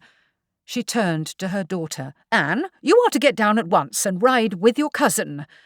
As for you, Miss Bennet—" But Elizabeth Bennet was already being handed into Mr. Darcy's landau, apparently at his invitation. Lady Catherine clicked her tongue in disapproval. "Obstinate, headstrong girl! She ought to ride with us, not them." Sir Walter did not agree, for Miss Bennet would be very much in the way, but he could hardly say so to Lady Catherine. "I quite understand," he said, as soon as the carriage was rolling along. "Is Miss Bennet an undesirable connection? A cit? Or perhaps a nabob's daughter?" "I have no idea who she is. Her father is said to be a gentleman. For all I know, he is as poor as a church mouse." "Oh, no," said Sir Walter. "There is no chance of that." Lady Catherine turned to face him fully. "You are very positive, sir." "You have only to look at her attire. In particular, her shoes. You can tell much about a person from the shoes they wear." Lady Catherine gave a dismissive sniff. "Yours are certainly in a state." Sir Walter was betrayed into a grin. "Disgraceful, are they not? Blighted by a stroll through Mr. Collins's garden. My valet will be beside himself. As for Miss Bennet," he went on, "her mother deserves high praise. 5 daughters, did you say? She has dressed this one beautifully. A happy accident." "Such things, my dear, do not happen by accident. There was considerable forethought involved, as well as expense." Lady Catherine shifted in her seat. "You seem preoccupied with attire, sir." "I most certainly am. Appearance is very important. We do judge a book by its cover." "Moralists would advise us to do otherwise." "That is because moralists are usually unattractive and cannot afford to dress well. Thus they must seek refuge in egalitarian ideas." Lady Catherine laughed, a genuine, hearty laugh. Sir Walter's spirits soared. He was making headway. "The scourge of our nation, egalitarianism," she said. "It is positively un-English." Sir Walter could not agree more. Lady Catherine's carriage followed the landau along a country lane to the top of a rise of land. The lane wound downhill through a copse to an ancient stone bridge, and then ran alongside the stream. Presently Mr. Darcy gestured to something on the left, and the landau rolled to a stop. Lady Catherine's driver pulled up as well. There, in a shaded meadow edged with trees, grew a carpet of bluebells. The sweet scent of blossoms hung in the air. "Oh, how beautiful!" someone said. "A magical spot," said someone else. Colonel Fitzwilliam's comment came drifting on the breeze. "Is there anything more English?" "Truly, Rosings is the most excellent of estates, majestic in every way, blessed with beauty beyond compare." This was called out from behind by Mr. Collins. Sir Walter knew he must likewise give an opinion. "Charming," he said quietly. "Absolutely charming." What else could one say? They were, after all, just flowers. Lady Catherine did not go into raptures. She was too intent on critiquing her driver. With help from her suggestions, the man accomplished the turnaround without pitching the carriage into a ditch. Soon they were headed back to the parsonage. Sir Walter was left with a choice, for all too soon his tête-à-tête with Lady Catherine would be over. He could sit silent, or he could work to advance their friendship. The most effective way to do this was an exchange of confidences, a time-honoured practice of lovers. It would hurt his pride to make the confession he had in mind, but its value was great. Besides, it did not concern him too personally. "It's odd that we should be discussing the subject of cits and undesirables," he said by way of introduction. "Such a thing happened to me, you know. That is to say, a fortune gained through trade entered our family." "Indeed?" Sir Walter gave a heartfelt sigh. "My heir. Yes, the heir to my beloved Kellynch Hall and the title, married a tradesman's daughter. Her grandfather was a grazier, for heaven's sake. I was mortified. We all were. Fortunately, she did not live long." "Dear me!" "William Elliot ought to have married my daughter Elizabeth. It was the dearest wish of my heart, as well he knew. But the stupid fellow was too eager for a fortune to wait for the inheritance." "Young people," said Lady Catherine, "can be hopelessly stupid. My Anne is promised to her cousin Fitzwilliam. She knows her duty." Sir Walter leaned forward to better study the occupants of the landau. Colonel Fitzwilliam sat beside Anne. She was hunched in the corner, obviously done in. He was gently conversing with her. Mr. Darcy was pointing out various landmarks to his seatmate, Miss Bennet. "Colonel Fitzwilliam seems a kindly fellow, very good-looking, and of such excellent lineage." Lady Catherine gave an impatient huff. "I meant Fitzwilliam Darcy, not Colonel Fitzwilliam." Sir Walter rolled his eyes heavenward. Names again. "I do apologise. What is it with names? We English are altogether too fond of repeating them. My family is littered with Henrys and Williams and Elizabeths. So confusing. Even my own name, Walter, marches through the generations." He paused to twinkle at her. "Posterity will have a devil of a time deciphering the family tree." "I'll have you know," said Lady Catherine tartly, "that there is nothing of the devil in my family tree." "I'll take your word for it, madam," Sir Walter said unsteadily. He bit back a grin. But she noticed this. Oh, she did, and she gave his forearm a rap. "Really, sir?" Ah, but she was smiling a little as she said it. Sir Walter returned the smile. Violence at the hand of a lady was an excellent sign.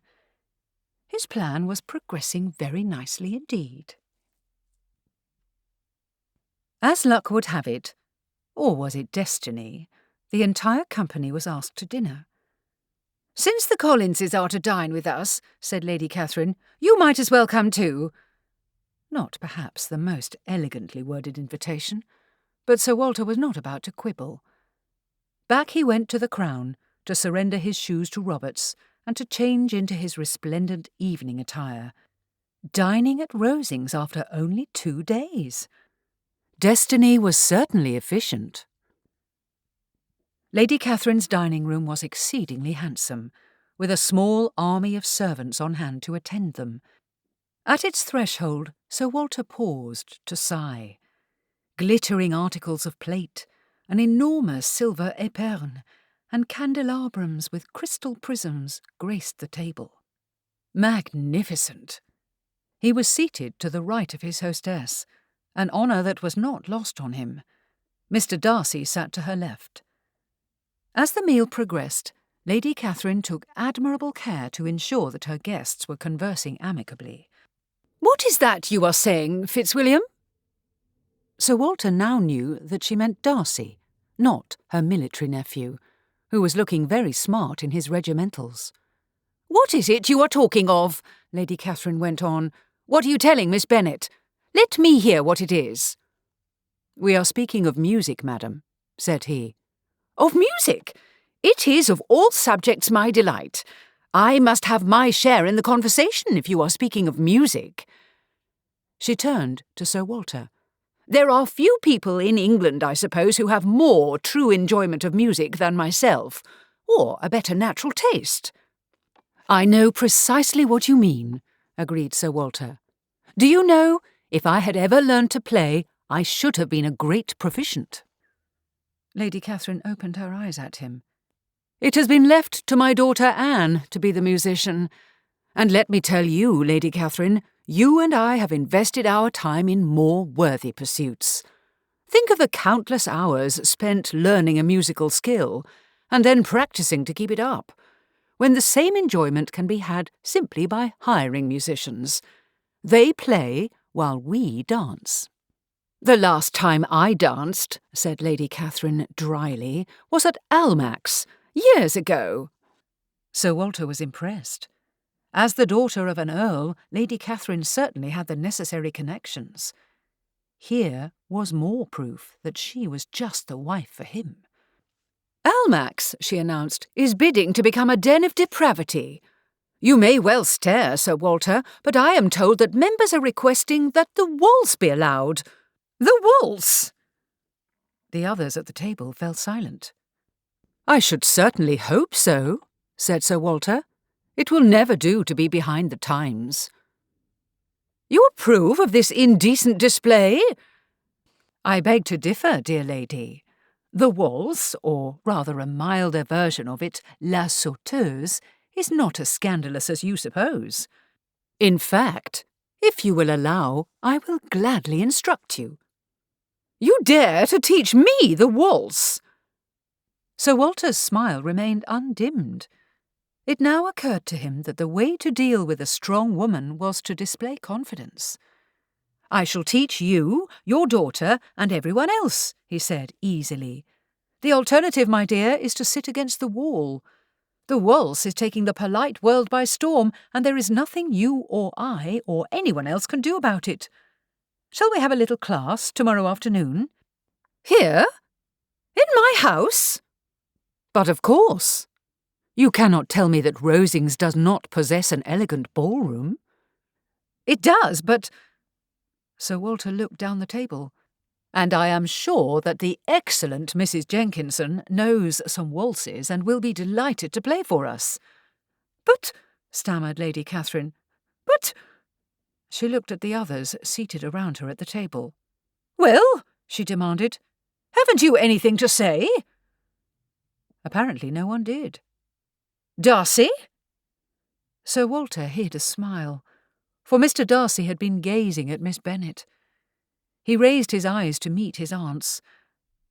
"As it is only a version of the waltz, ma'am, and as this is not a public assembly, I can see little harm in—" "Bah!" cried Lady Catherine. She rounded on Colonel Fitzwilliam, who was grinning.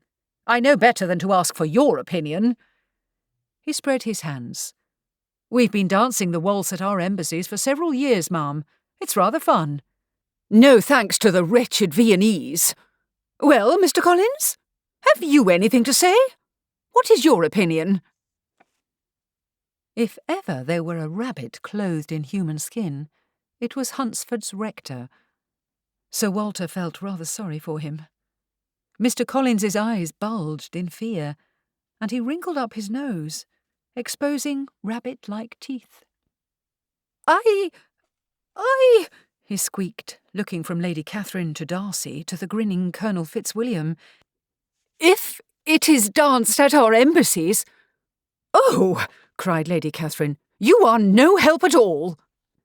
"Come, dear lady," said Sir Walter more gently. "Tomorrow I shall give a demonstration, and you may decide for yourself whether or not you wish to learn." He lowered his voice. "Wear the rose gown, my dear, and dance." Her silence told Sir Walter everything he needed to know. Chapter 8. Dawson came into the dressing-room, with gown cradled in her arms. "Here you are, milady, for tomorrow." Lady Catherine's brows knit into a frown. This is not one of my evening She broke off speaking, as Dawson tenderly laid the dress on the armchair. It was of blush-coloured silk, overlaid with delicate lace. The Chantilly lace gown. "What in the world?" said Lady Catherine. "Where did this come from?" Dawson's voice was hushed. "I laid it away in lavender, milady, in hopes that you would one day wear it again, or perhaps Miss Anne. Lady Anne had one like it. Oh, you were a pair. Do you remember?" "Of course I remember," said Lady Catherine crisply. "A foolish, extravagant purchase. I dare not recall how many years ago it was." 14, milady. In spite of herself, Lady Catherine sighed. She reached out to finger the still beautiful lace. 14 years ago, this gown had been rather daring, as it was made in the new Grecian silhouette. Her sister Anne had insisted that they each order one, and in a moment of weakness, Lady Catherine acquiesced. Poor Louis, when he received the dressmaker's bill. "I was but 35. Gracious, my Anne would have been only 12. Where have the years gone? It does a body good to see this gown, looking so fine and all, and not yellowed a bit. I thought then that I was old, but I was young, Dawson, so very young." Had not Sir Walter said the same? "This wants washing and pressing before tomorrow," said Dawson, "but the moths haven't been at it. The lace is as beautiful as ever, milady, and the style is—" "Antiquated," announced Lady Catherine. "A relic of antiquity. I shall look a fool if I wear it." "Nay, ma'am, the style has aged well. Your figure is as slim as it always was." Lady Catherine felt a flush rise to her cheeks. Sir Walter again. What cheek? Without meaning to, she gave a tug to her dressing gown. The sash held firm. "Shall we have it on, milady, for old time's sake?" "Oh, very— No, of all the foolish things, No." "It's not every lady as can wear a gown from years ago," said Dawson. "I dare say your wedding dress would fit just as nice." Lady Catherine rounded on her maid. "Have you that old thing in lavender as well?" "No, milady, just the Chantilly gown, because of the lace. We could have a new underdress made." "We could not. Or rather, we should not. I have no intention of making myself a laughing-stock." But again, Lady Catherine reached out to stroke the gown. The lace was so very fine, even after all these years. How beautiful she and Anne had looked that night. How the other guests had stared. "We cut quite a dash, my sister and I," she admitted, smiling. "You did and all. No blushing young miss could carry it off, as you said yourself that night." Lady Catherine was betrayed into a smile. "I suppose it would not hurt to slip it on for old time's sake." And Dawson was right. The bodice fit beautifully, like a glove. "But the skirt is not long enough," Lady Catherine complained. It would never do to allow Sir Walter to see her ankles. "Nay, milady," said Dawson, "your feet must be free to move. It's been too long since you've worn a dancing gown." How did Dawson know she would be dancing? No, she would not dance. She could not dance. Not the waltz, or whatever Sir Walter had called it. It was too improper. "This is absurd," she said, speaking her thought aloud. "I ought to bar the door against him." "You'll do just as you like, ma'am, same as you ever did. But I say that if a handsome man like that was come express for me to dance with him, I'd dance." Lady Catherine pressed her fingers to her flaming cheeks. "Oh dear," she said, without meaning to. "He is handsome. Fine as fivepence he is. I dare say you think he is a flatterer and a fortune-hunter." "Doesn't matter what I think. Doesn't matter if he is a fortune-hunter. He can't waste the ready, not with the lawyers and your nephews and all." Dawson had a point. The trustees kept the de Bourgh fortune well protected. "None of us is getting any younger, milady. Take time by the forelock, my old dad used to say. If a fine gentleman like that, with nice manners and a face like a hero out of a storybook, asked me to marry him, I'd not think twice." "Marry him?" cried Lady Catherine. "Good heavens! He shall never ask me to marry him, of all the ideas." "It certainly looks that way to us, ma'am. If ever a man was a-courting, old John says it's him." Exactly how much of their conversation had her driver overheard? It wasn't as if she had flirted with Sir Walter. Well, not very much. "Nonsense," said Lady Catherine. "Sir Walter Elliot is not courting me. He is simply being an amusing guest, and isn't that a nice change around here? You may tell John and every other member of my too busy staff that I refuse to allow it." Dawson made an adjustment to the gown and stepped back. In the tall looking-glass, her eyes met Lady Catherine's. "What I say, ma'am, is that you'd best have your answer ready when he asks." Lady Catherine discovered that her heart was hammering. "A fool at 40 is a fool indeed," she muttered, and she was a good deal past 40. Nevertheless, she stood gazing at her reflection, thinking, remembering. She had been daring once. Could she be so again? For just one afternoon? After all, Sir Walter Elliot was of no importance. He was a mere baronet who now lived in Bath. It wasn't as if anyone she knew frequented Bath, for goodness sake. Only invalids and worn-out clergy and military men lived there. Besides, if she danced in her own ballroom, what did it matter? "The Chantilly gown is not bad," she admitted, "but wear this cap I shall not. It looks ridiculous." Lady Catherine pulled it from her head. Her hair was still dark.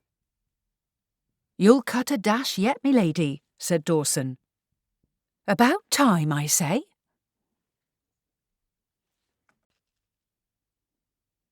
Chapter 9. All the following day, from breakfast until after dinner, Lady Catherine waited for her nephews to object to the proposed lesson. Colonel Fitzwilliam was hopeless, but Darcy had a finer sense of duty.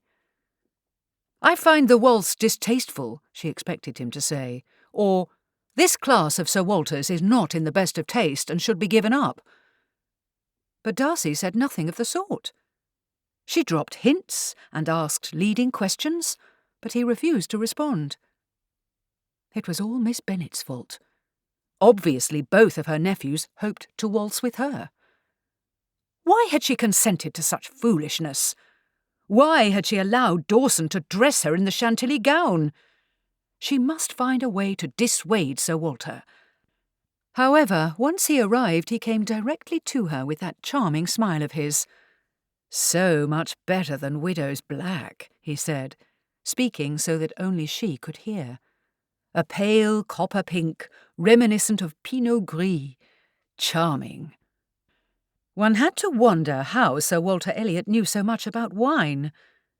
He stepped back to study her.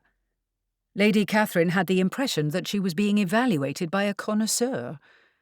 "I look ridiculous," she muttered. "This is the only dancing dress I own." "Then we must do something about that." Her eyes flew to Sir Walter's face. Insolent man! Was he thinking that she would consult him when having new gowns made? "This dress is truly beautiful," he said at last, "and fashioned in a timeless style. The Empress Josephine had one like it, did she not?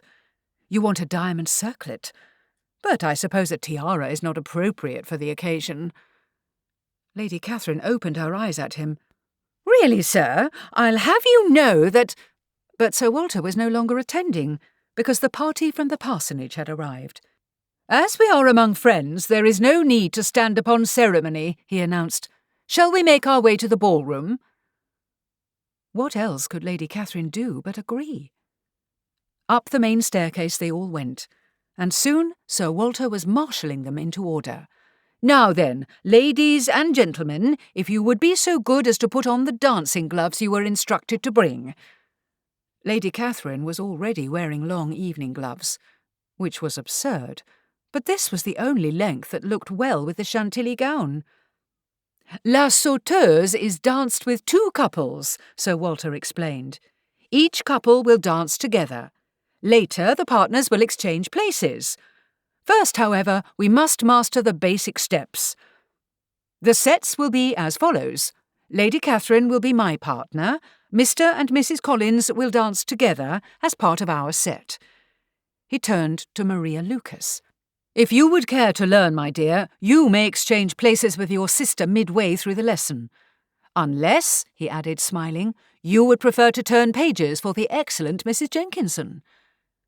Maria Lucas's relief was palpable. I would much prefer to help Mrs. Jenkinson. Thank you, sir. She fairly ran to the pianoforte. Sir Walter addressed the others. Mr. Darcy, you are to dance with Miss Bennet. Colonel Fitzwilliam, Mr. Bourgh will be your partner. This was too much for Lady Catherine. As soon as Sir Walter was within earshot, she whispered, Anne must be Darcy's partner. I have already told you how it is between them. Sir Walter was unconcerned. My dear, think how uncomfortable this lesson will be for your Anne. She will feel much less awkward dancing with Colonel Fitzwilliam. Anne will feel nothing of the sort. But Mr. Darcy is so stern and exacting. He seldom smiles when in Anne's presence. No, Darcy is better off with Miss Bennet, who is not afraid of him. That Anne was uncomfortable in Darcy's presence, Lady Catherine knew. But was Anne afraid of the man? She glanced at her daughter, who was smiling at something Colonel Fitzwilliam had said. Her pale iris gown made her skin appear less sallow. Indeed, Anne was looking better than she had in weeks. Colonel Fitzwilliam is a kindly fellow, Sir Walter went on, and he knows the steps. It is better for your Anne to begin thus. Then, too, he is the second son of an earl. A much better match for her. A better match? He is nothing of the— Sir Walter interrupted. Excuse me, my dear, we have a crisis brewing. I must intervene. At once he went to Miss Bennet's side. My dear girl, do you not wish to dance with Mr. Darcy? What can be the objection? True, he lacks a title. Not every gentleman can be so blessed, but his attire is perfection itself. Observe the tailoring of his frock-coat. Very fine. Now, take his hand, but no missish airs, if you please. You hold a man's hand when dancing the boulangère, do you not? This is no different. Lady Catherine saw Miss Bennet and her nephew exchange a look. Darcy was smiling, and he held out his hand to her. Obediently, she put her gloved hand in his. That's right, said Sir Walter. Now, place your other hand here. Yes, right here on his shoulder. Sir Walter gave Mr. Darcy's shoulder a little pat. Aha, no padding. I dare say his waist is also what it should be, unconfined by a corset. So uncomfortable and unnatural, corsets. Colonel Fitzwilliam burst out laughing. A flush crept up Mr. Darcy's neck. Miss Bennet's eyes began to twinkle, and a dimple appeared in her cheek. Sir Walter turned to Darcy. You, sir, will place your hand here, yes, on the blade of the shoulder, the better to guide Miss Bennet through the dance. He paused, and Lady Catherine's eyes narrowed. Was Sir Walter now examining Miss Bennet's gown? Infernal man! Must he have an opinion on everything? You are to be congratulated on your dressmaker, Miss Bennet. One seldom sees stylish evening attire in country places. Though she smiled, Elizabeth Bennet's blushes intensified. Darcy now struggled to keep from laughing. Sir Walter continued with the task of arranging the couples. Colonel Fitzwilliam knows his business, I see. It is gratifying, sir, to know that your time at our embassies was not wasted. Meanwhile, Mr. Collins was fumbling about. One holds the lady's hand in this way, Sir Walter told him. Allow me to demonstrate. He boldly clasped Lady Catherine's hand. The other hand, Mr. Collins, is positioned thus. Lady Catherine fairly gasped to be held so near to Sir Walter. Yet his demeanour was decidedly unlover-like. Lightly, sir, lightly, he called to Mr. Collins. Granted, you are dancing with your wife, but you are not to enfold her in a bear hug. There is to be open air between you. To pull your partner against your chest is what gives the waltz a bad name." "Hear, hear," called Colonel Fitzwilliam. "We cannot have the parson lead us into disrepute." Mr. Collins's face went red, and at once he took a lunging step away from his wife. In so doing, he trod upon Lady Catherine's foot. This was intolerable. "Sir Walter," said Lady Catherine in a low voice, "can we not change sets? I have no desire to dance with Mr. Collins." Sir Walter's tone was similarly confiding. "My dear, who would? But since Collins is not a gentleman, he has not been instructed in the art of dancing. Therefore he will need extra assistance from me. Not that it will help." Lady Catherine almost laughed aloud. Good gracious, this lesson was becoming a farce. "Now for the footwork," announced Sir Walter. "A step back, a step to the side, and then a closing step. I shall demonstrate without music, and then— No, Mr. Darcy. Were you not attending earlier? You are not to put your hand on Miss Bennet's waist. Higher up, dear sir, higher up. This is a dance position, not an embrace." "Most unfortunately," called Colonel Fitzwilliam, laughing. "Ladies, you will step back with your right foot. Gentlemen, you will step forward with your left. Then you will take a step to the side, and finally a step bringing the feet together. 1, 2, 3. Lady Catherine and I will show you." Sir Walter lowered his voice. "Are you ready, my dear?" Before Lady Catherine could answer, Sir Walter gave her a gentle, graceful push, and back she went. Almost without thinking, she performed the necessary step. Under his guidance, she moved to the side and then made the closing step. Why, Sir Walter was easy to dance with. Presently Miss Jenkinson was instructed to play, and the couples began to move. Awkwardly at first, and amid much laughter, the dancers soon gained confidence. "Step, slide, step, 1, 2, 3, called Sir Walter. "Allow the music to carry you." Lady Catherine knew that she ought to be observing Anne. She ought to be keeping an eye on Darcy and Miss Bennet too. But somehow she had no time for this. Under Sir Walter's capable guidance, she was gliding smoothly around the ballroom, the skirt of her gown flaring beautifully. Not once did he tread on her toes. Not once did they barrel into the other couples. "Have a care, Collins," called Colonel Fitzwilliam, laughing as he and Anne narrowly avoided a collision. Sir Walter clicked his tongue in disapproval. "That Mr. Collins," he said into Lady Catherine's ear, "is a menace, like the proverbial bull in a china shop." What else could she do but laugh? Sir Walter raised his voice. "Gently, gently," he called out. "Soft, round, flowing movements. The waltz is not a gallop." "The waltz?" protested Lady Catherine. "What happened to La Sauteuse?" "All in good time, my dear," Sir Walter said. "All in good time." Why did she have the impression this was patently untrue? That it was Sir Walter's intention all along to compel her to waltz? She needed a rest. She was too old for this. And yet the bewitching music continued to play, its three-quarter rhythm coaxing her, compelling her. In Sir Walter's capable arms, Lady Catherine twirled as nimbly as if she were a girl of 19. Chapter 10. On the following morning, Sir Walter came down to breakfast quite late, as was right and fitting for a gentleman of his stature.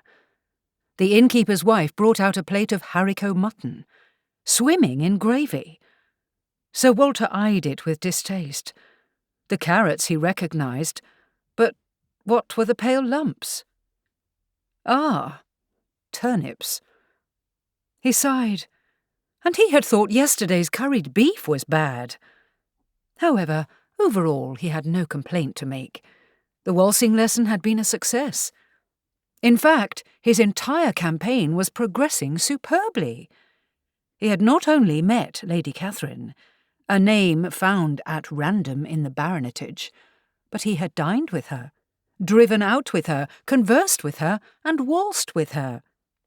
Best of all, He had laughed with her, and she with him. Sharp-tongued ladies rarely laughed. They were too serious. Only the cleverest of men were able to entertain women of that kind. Sir Walter paused to ponder the magnitude of this achievement, his fork poised in mid-air. Yes, he was, on every hand, a very great man. Today he would put into motion a crucial component of the courtship, a detail most gentlemen overlooked. He would withdraw from Lady Catherine's presence to create a void. She must be made to feel his absence. Ennui and tedium would do the rest. When he reappeared on her doorstep in 2 days' time, she would welcome him as a long-lost friend. Beside Sir Walter's plate lay a letter to his solicitor. It had cost his pride to write it, but things were progressing so speedily that he would soon need funds. The time had come to sell those acres adjoining the Kellynch estate. After picking through the edible parts of his breakfast, Sir Walter pushed away from the table. He collected his hat, gloves, and walking stick, and sauntered from the inn to post his letter. The sooner it was on its way, the better. Without a doubt, a buyer would soon be forthcoming. Perhaps his son-in-law's father, the Squire of Upper Cross. The Musgroves were always prosing on about the importance of property. Why, Sir Walter would be doing them a favour. Apparently, the village shop also served as the post office. Now, the trouble with entering a shop in an obscure place like Hunsford was the curiosity one stirred up. Sir Walter could not understand this, for Lady Catherine had said that there were many prosperous estates in the area. However, from the way people gazed at him, he had to wonder whether stylishly clad gentlemen ever came there. Sir Walter gave his letter to the woman behind the counter. Into a drawer it went, and part of his heart went with it. Ah, well, there was no way to retrieve it now. Sir Walter pushed aside regret. Manfully, he reminded himself that faint heart never won fair lady. Or, in Lady Catherine's case, perhaps not so fair. He bid the woman good morning and turned away. There was nothing he wished to purchase in this horrid little shop, but politeness demanded that he make a show of looking. After all, if everything went according to plan, he would soon be Lady Catherine's husband. And so Sir Walter tarried a bit, joining the few customers who were there. The display was pitiful. Primitive buttons, wooden toys, a bolt of truly ugly plaid flannel, ceramic crockery in various sizes. "That's him, I tell you," he heard someone say. "He's the one Bob's taken again and again up to Rosings." There was a pause, during which something was said that Sir Walter did not catch. And then, "That's right, Mrs. Stuart Morton. A widower, from what Mr. Jones says." Sir Walter froze, overcome by a dreadful sense of foreboding. Was this the name Lady Catherine had mentioned in the letter? Mrs. Stuart Morton, the manhunter. He could feel her interested gaze. There was nothing for it. He must beat a hasty retreat. Back to the Crown Sir Walter went, walking as quickly as his shining leather pumps could take him. He did not need to look to know that the eager widow was following. Once inside, he was waylaid by the innkeeper. "Couple of gents waiting for you, sir. I put 'em in the coffee room, private-like." 2 gentlemen? Of course. They would be Lady Catherine's nephews. Out of the frying pan and into the fire. Sir Walter drew a long breath. He ought to have expected this. Talking with them was better than facing down Mrs. Stuart Morton. But had they come at Lady Catherine's behest? He would soon find out. "Very good, Mr. Jones," said Sir Walter. "Would you kindly bring us some—" He paused. What did men drink in places like this? Ah, yes. "Bring us each a tankard of beer, if you please. Whatever sort you think is best." Sir Walter hesitated before parting the curtain. Fortunately, the men were sitting not far from the doorway, so he was able to hear snatches of their conversation. "No carriage, no horses," said a voice. He's a sham, I tell you, a hoax." Sir Walter gave a mighty sigh. Always the lack of a carriage cast him into the ranks of the shabby genteel. It was most unfair. However, in his courtship of Lady Catherine he would need a chaise, at least until after the wedding. Yes, his decision to sell those acres was sound. "There is such a place as Kellynch Hall in Somersetshire," said a second voice. Was it Mr. Darcy's?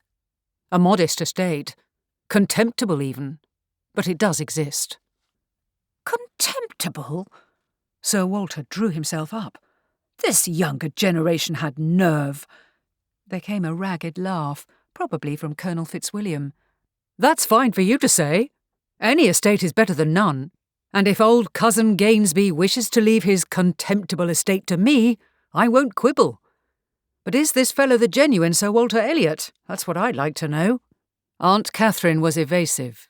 Apparently she sent him a letter. And here he is. "Without a carriage or horses, but," added Colonel Fitzwilliam, "with 2 trunks of very fine clothes and a valet. Mr. Jones has much to say about the valet. A nasty piece, is he? A stable boy posing as a gentleman's gentleman. Quite the contrary. A consummate professional, according to Jones, with a valet's finicky ways." Sir Walter could not believe his ears. Was he to be proven genuine because of Roberts? It was time to put a stop to this nonsense. Besides, he could see Mr. Jones at the taps, filling the glasses with beer. He parted the curtain and went in. "Good morning, gentlemen," he said pleasantly, and he laid his hat, gloves, and walking stick on a nearby table. "I hope you will not consider it amiss if I have bespoken beer for each of us. Not that I drink beer, but I know you young bucks do." Sir Walter pulled out a chair and sat down. He brought his hands to the tabletop and steepled his fingertips. "And now, perhaps you will tell me to what honour I owe this visit?" And then he waited, with a gentle smile pulling at his lips. A look was exchanged between the two. "Come, come, gentlemen," he prompted. "Shall I guess? Has your Aunt Catherine sent you to discover whether my intentions are honourable?" Mr. Darcy coughed a little. "Or have you come on your own initiative? You are forgiven the presumption. After all, your deduction is not unnatural. I am a widower, and she is a widow." Darcy found his voice. "Are you intending to court our aunt, sir?" Sir Walter smiled slightly. "The thought has crossed my mind." At that moment Mr. Jones parted the curtain and came in, creating a timely disturbance. Colonel Fitzwilliam was the first to sip his beer. Was he in need of fortification? If so, this was a very good sign. "You cannot be in love with her," said Colonel Fitzwilliam, once Jones went out. "Not in so short a time. The poets tell us, Colonel, that falling in love can happen in an instant. But since we are speaking frankly, no, I am not in love with your aunt. However, we share a surprising number of opinions and interests. That is an excellent foundation." Sir Walter leaned in. "And in courting Lady Catherine, know this, I shan't be asking for your permission." "That is certainly frank," said Colonel Fitzwilliam. "Shall I return the favour? You, sir, are nothing but a cursed fortune-hunter." "Meaning that I am a hoax?" Sir Walter spread his hands. "What have I to hide? Make all the inquiries you wish. I have had my share of monetary setbacks, but in these uncertain times, who has not?" Sir Walter counted off the points on his fingertips. "I come from an ancient and respectable family line. I have no unsavoury habits. I am not a drunkard. Nor am I a gamester. Heavens, I play whist for penny points.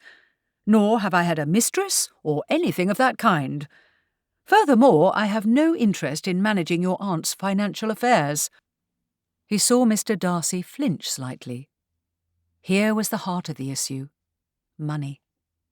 However, Sir Walter was no novice in dealing with objections of this sort. Like all great men, conversational diversion was his speciality. "I am no fool, gentlemen," he said quietly. Women are so often the better managers of money. My late wife certainly was. When she died, oh, so many years ago, I was lost. Since that time, some of my expenditures have not been very wise. Why have you not remarried before this? This came from Darcy. Because, my dear fellow, why should I?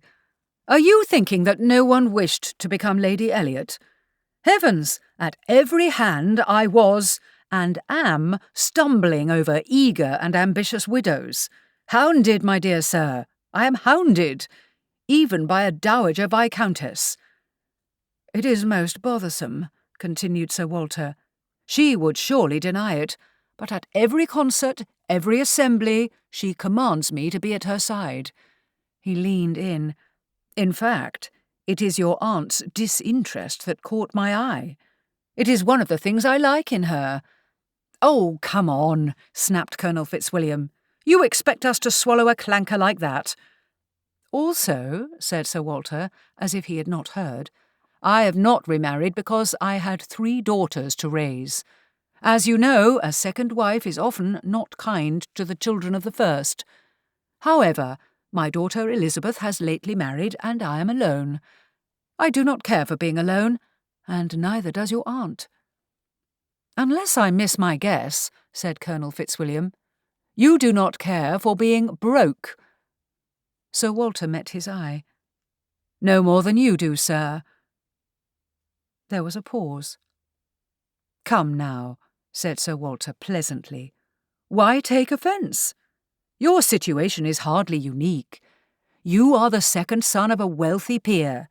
You have your living to make. I dare say you are very expensive in your habits. I could well ask why you have not married. I am not the subject of this inquiry, but, my dear Colonel, you should be. Of all the stupid things, there sits your cousin in possession of a fortune and a grand estate. Instead of fixing your interest with her, as any rational man would do, you flirt with Miss Bennet. Are you off your head, sir? Colonel Fitzwilliam was stunned to silence. Darcy gave a strangled chuckle. The Colonel turned. Have the goodness to pipe down. Anne likes you, you know, Sir Walter offered. You ought to court her. Now, just a minute. She is promised to Darcy. Fitz, protested Darcy. So I have been told. Sir Walter turned soulful eyes on Darcy. I have been working to persuade your aunt that it will not do. You need only to look at Anne to see it. I'll thank you to not insult my cousin, sir, said Darcy quietly. How hasty you youngsters are. I do not mean that Anne is too sickly or too unattractive to marry. I mean that she dislikes you too much, Mr. Darcy. No, dislike is too strong a word. You bore her, sir. She finds you dull and tiresome. I am what? Now it was Colonel Fitzwilliam's turn to laugh. What your cousin needs are flattering clothes, a better arrangement for her hair, and most of all, freedom from her mother. Sir Walter saw Darcy wince, and he knew he had made his point. This is ridiculous, scoffed Colonel Fitzwilliam. I do not wish to, nor would Anne wish to, marry. Ah, but you are mistaken. Your cousin is quite taken with you. Wear your regimentals to dinner tonight and watch what happens. You will not be there to direct events. I do not need to be. We are wandering from the point. Darcy turned to face Sir Walter squarely. What is the figure? Sir Walter spread his hands. Figure? How do you mean, figure? I have a looking-glass, Mr. Darcy. My figure is very well, thank you. Darcy gave an impatient huff. How much money will it take to make you disappear from my aunt's presence? You misunderstand me entirely, Mr. Darcy. I have no wish to disappear. My sole concern for the future, since we are speaking freely, is how to avoid taking Anne along on our wedding trip. The most reasonable solution is for her to marry. I shan't marry Anne, declared Colonel Fitzwilliam hotly, "and there is no way in Hades that you will marry my aunt. Lady Catherine will certainly have something to say in the matter, since the choice will be hers," Sir Walter gently pointed out. "If you oppose her choice, my guess is that you will hear rather a lot. If the need arises, Anne is welcome to come with us. Lady Catherine will fear for her health, as any mother would, but the Mediterranean climate will likely do Anne good." "You intend to take our aunt out of England?" said Darcy. "Only for a month or two," Sir Walter smiled kindly. "Here is the thing.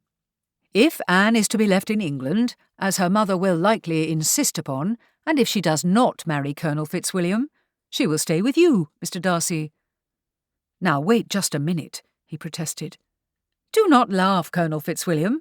Your cousin is the sensible choice, because he has a sister to bear Anne company. However, since it appears that you could have a new wife of your own, Mr. Darcy, adding Anne to your household just then could be awkward." "I beg your pardon?" "I said could have. It might not come off, of course. She will be doing you a great favour by accepting." "Oh, that's rich," said Colonel Fitzwilliam. "A woman does Darcy a favour by marrying him. I'd like to see that." "I simply mean," said Sir Walter with a quelling look, "that young women are fond of clever, light-hearted conversation, instead of a mere yes or no in answer to their questions." He turned to face Darcy fully. "I understand that your visit here is wearisome, and that you are gifted by nature with a taciturn, unsocial disposition, but in the presence of a pretty girl, you ought to make an effort." "The subject of this conversation," cried Darcy, "is your marriage, not ours." "But we have already established that. Now then, Colonel Fitzwilliam, will you and your bride take the London house? I assume there is a London house?" "Of course there is a London house," said Colonel Fitzwilliam angrily, "but we cannot have it because it is let to— Hang it all, I do not have a bride." "Then," said Sir Walter, "you will continue to be— what was the charming word you used earlier?" "Ah, yes. Broke." He turned to Darcy. "And you, sir, will keep your tight-lipped pride intact, alone." Sir Walter gracefully rose to his feet, leaving his companions to stare up at him. "Please excuse me, gentlemen. I have enjoyed our little chat, but I have several letters to write. Do stay and finish your beer." He gave a fond look to his untouched glass. "And have mine as well. I am told that it is rather good." He nodded pleasantly, took up his hat, gloves and walking-stick, and went out. As the curtain swung closed behind him, Sir Walter heard Colonel Fitzwilliam say, "Confound it all! What the devil just happened?" Chapter 11. Colonel Fitzwilliam accepted a cup of coffee from the footman, which was a very good thing. Lady Catherine had learned years ago that he was invariably cranky without it. He strolled to Darcy's end of the table and pulled out a chair. "Apparently our mission the other day was a success," she heard him say. "We have seen neither hide nor hair of our, quarry since then. Let us hope our luck holds." Lady Catherine pursed up her lips. Breakfast had begun later than she liked, and now these two were gossiping. "What are you talking of?" she called down the table. "What are you saying to Darcy?" "Nothing of importance, ma'am," replied Darcy. "I shall be the judge of that. I distinctly heard the word hoary. I'll have you know that my hair is nothing of the sort." Colonel Fitzwilliam began to laugh, but Lady Catherine was not fooled. He was laughing at her. Yes, and so was Darcy. "Good gracious, what shocking manners you have! You were raised to behave better than this. At least Fitzwilliam was." She gave her military nephew an acid look. "I have always suspected that as a parent my esteemed brother was and is a disciplinary laggard." "Not a laggard, ma'am," said Colonel Fitzwilliam unsteadily. Lady Catherine's eyes narrowed. Why else did you go into the army if not to learn discipline? You could easily have continued your schooling and taken holy orders instead. Yes, and I had a fine living to offer you right here, on the estate. Upon my word, ma'am, he protested, I should not have liked making sermons. Liking has nothing to do with it. Instead of pursuing an occupation that is useful, what do I find? You spend your time lounging about London with your brother officers and waltzing in our embassies. Such foolishness. Drink your coffee, she added. It is hopeless to converse with you until after your second cup. Yes, ma'am. Not that it is particularly good coffee, she went on, frowning down at her cup. I am weary of reminding cook how to brew it properly. Neither of her nephews said a word, but she saw their expressions. What of it? Inferior persons need reminding. It is the most irksome duty imaginable. You have no idea what I suffer on your behalf. No one said anything else. Colonel Fitzwilliam went to the sideboard and filled his plate. Presently, a footman came in with a card on a tray. "Are you at home, milady?"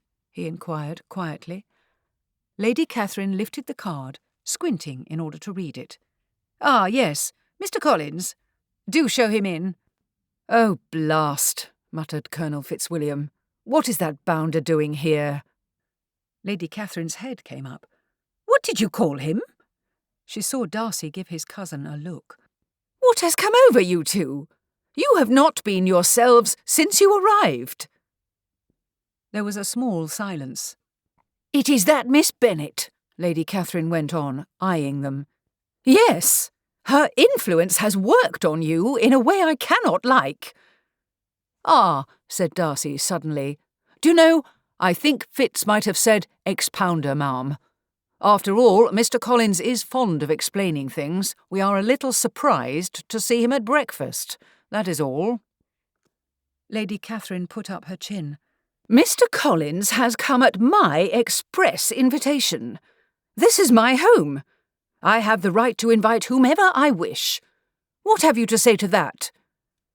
"Merely that I am not fond of being toad-eaten so early in the day," grumbled Colonel Fitzwilliam. "Good heavens! No one would bother to toad-eat you, not even Mr. Collins." The door came open, and her guest was announced. "Good morning," she said crisply. "Do sit down and have some coffee." Mr. Collins took a seat at her end of the table, and she signalled for the footman to bring an additional cup. "Now then, how are things at the parsonage? I trust your guests are well. Is your wife's table as prudently bountiful as ever?" "Oh, it is, ma'am. Under your ladyship's esteemed tutelage, Mrs. Collins is progressing admirably. She will soon be an expert in the noble art of housewifery. What did you have for dinner yesterday?" "Spring soup, ma'am, and then the nicest place fillets, served with egg balls and asparagus from the garden. Pippins and rice rounded out the meal beautifully. It was simple fare, in comparison to your ladyship's excellence, but Sir Walter was most complimentary." "Sir Walter?" Lady Catherine fought to contain her surprise. "Yes, ma'am. We invited him to dine." Lady Catherine caught the footman's attention, and she signalled for him to leave. "I see. Has Sir Walter been in good health? I ask because we have seen nothing of him since our lesson." Here she paused. It would never do to show too much personal interest in Sir Walter's well-being. "What has he to say for himself?" Mr. Collins did not disappoint. "He told us that he has been busy corresponding with his solicitor. He had much to say about the Kellynch estate. That is the name of his ancestral home, ma'am, Kellynch Hall. He also conversed with my wife about jewellery." "How singular! I wonder why. Is Mrs. Collins an expert?" This Mr. Collins denied. "I did not hear all of the conversation, as Miss Bennet was sitting between us, but I did hear him ask each of the ladies, including Miss Lucas, which gemstone she preferred, rubies, emeralds, or diamonds." Lady Catherine's brows went up. "Most irregular." "I did hear the word ring mentioned, milady," Mr. Collins added, helpfully. "By Jove," muttered Colonel Fitzwilliam, "what a fellow! He plans to propose, so he asks every other lady—" "Fitz!" hissed Darcy sharply. He turned to Mr. Collins. "And so, which gemstone did the ladies prefer? Was there a consensus?" "That's just the trouble, Mr. Darcy. You, in your estimable wisdom, have perfectly discerned the problem. My wife chose emeralds, Miss Lucas diamonds, and Miss Elizabeth rubies." Said Lady Catherine. "What did Sir Walter say to that?" "He told us that Miss Elizabeth's choice, rubies, was most appropriate for her present circumstance, and I agree, but only if she can find someone to marry." "How do you mean?" Before Mr. Collins could answer, Darcy spoke up. "I believe he is referencing a biblical text, Aunt, about the virtuous wife. Her price is far above rubies. The heart of her husband doth safely trust in her." Lady Catherine did not care for Darcy's tone, or for the nature of the quotation. Even if this was the Bible, Darcy should not sound so approving. She rounded on Mr. Collins. "What else did Sir Walter converse about, in addition to jewellery?" "Why, since you ask, he talked in great detail about Kellynch itself, describing everything. Right down to the inch." Lady Catherine just looked at him. Mr. Collins's smile fell. A little joke, milady. Kellynch. Inch." No one said anything, so Mr. Collins went on talking. Sir Walter described the size of the park and its environs. There are marvellous groves of trees and an avenue lined with chestnuts. He also told us about the mansion, describing each of the rooms. Colonel Fitzwilliam stifled a yawn, or so it seemed to Lady Catherine. "How nice for you," he said. "Oh, be quiet and drink your coffee." Lady Catherine turned again to Mr. Collins. "Tell me more about this Kellynch." Mr. Collins fairly rubbed his hands with glee. "The property is currently occupied by a Rear Admiral of the White and his wife. Since Sir Walter had to remove to Bath for reasons of health, he thought it unwise to leave the mansion empty. Come summer's end, however, he is thinking of resuming residency." Lady Catherine was careful to keep her tone light. "I see.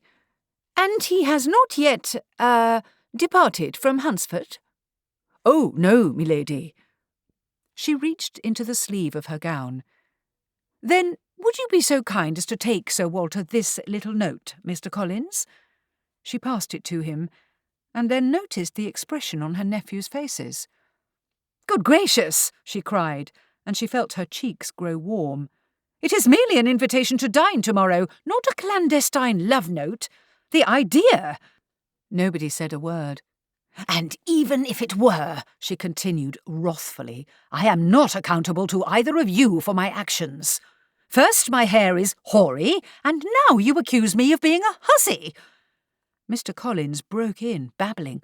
"Why, of course not, your honourable ladyship. I would in no wise think ill of you, ma'am, regardless of the deed or exploit you saw fit to undertake."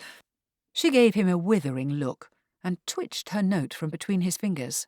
"Never you mind, Mr. Collins. I shall see to the delivery of this myself." Lady Catherine rose from her chair, pausing to gaze at the men around her table. They were all standing now, aside from Mr. Collins, who still struggled to rise. "Good morning, gentlemen," she said crisply. As she went out, she heard someone say, "Thank you, Collins. Now she is in a fine state." For some reason, this statement brought much satisfaction. And, of course, her staff would be cleaning. In the drawing-room, in the entrance hall, everywhere. Out the front door sailed Lady Catherine, for the day was fine and bright. Her objective was the rose garden. Surely there she could find peace and quiet. But as soon as she rounded the tall hedge, she stopped short. There, on the stone bench, sat a gentleman. Sir Walter. "What are you doing here?" she heard herself say. Heavens, her voice held a strident tone. Now why was that? At once he rose to his feet and made a little bow. "Good morning, my dear. Won't you join me?" He gestured to the bench. Lady Catherine gave a mighty sigh. She had meant to stride about, rehearsing her angry grievances to no one. And now she had a listener. She gave a speculative look to the bench. Sir Walter, looking as handsome as ever, continued to smile at her.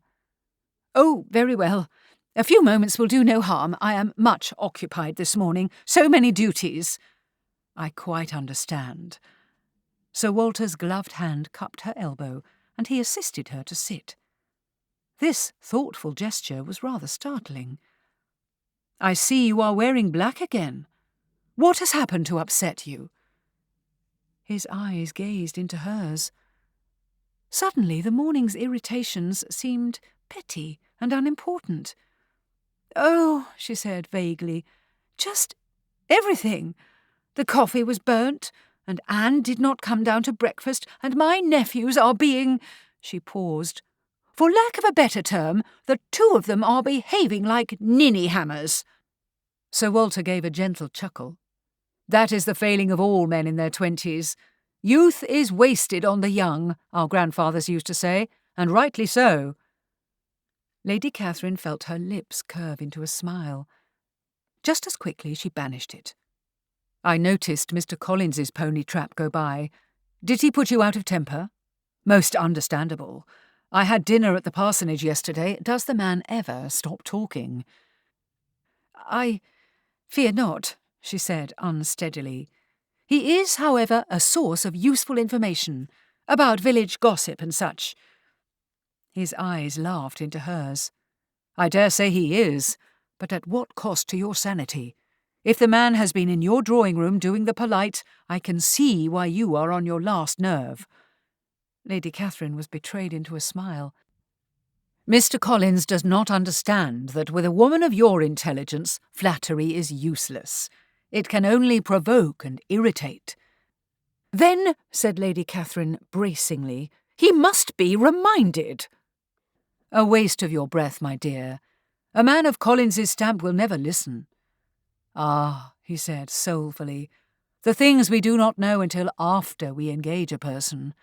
My own vicar you will not like any better. He is not as talkative as Collins, but my word, so drearily devout." There was a robin hopping on the lawn, eyeing the grass for worms. Lady Catherine watched this bird with new eyes. Why had she never noticed that spring was coming on? A hopeful time of year, spring.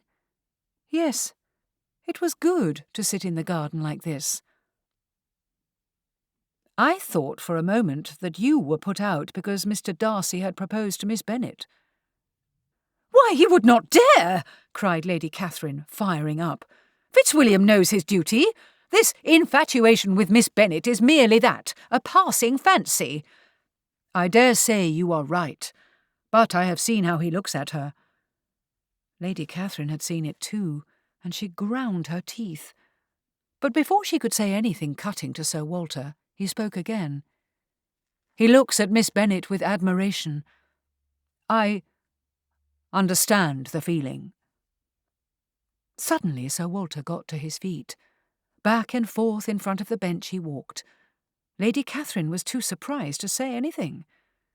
After a silence of several minutes, he came towards her in an agitated manner. "In vain have I struggled," said Sir Walter. "It will not do. My feelings will not be repressed. You must allow me to tell you how ardently I admire and love you."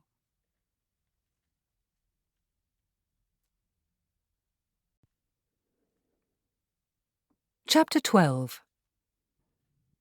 As soon as the words were out of his mouth, Sir Walter wished them unsaid. What was he thinking? This was no way to propose marriage, and why had he blurted out the word love? Still, he hadn't thoroughly bungled it.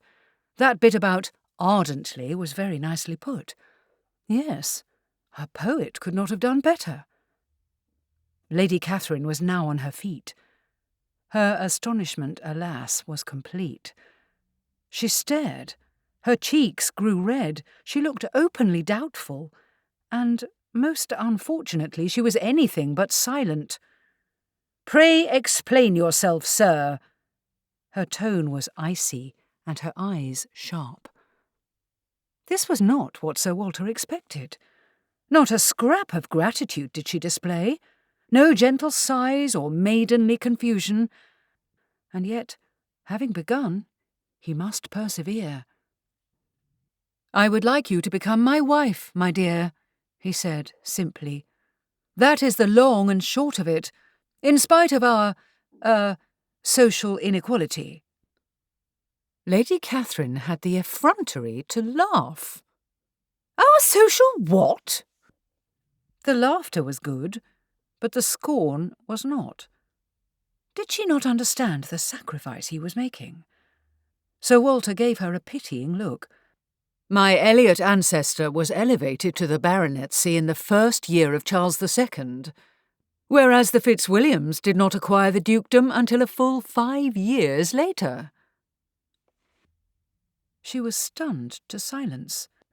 "Then, too, there is the matter of your husband being only a knight. However, your own noble birth shifts the balance mightily in your favour." "I should say so." "There, you see. The problem is solved. Yes, and very nicely."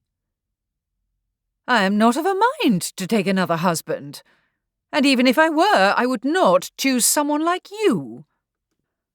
Sir Walter concealed his disappointment. "Well," he said, thoughtfully, "finding someone who is better presents a challenge. I do not suppose you would consider me as a bird in the hand." "You misunderstand me, Sir Walter. Let me put the matter plainly. You are the very last man I would ever wish to marry."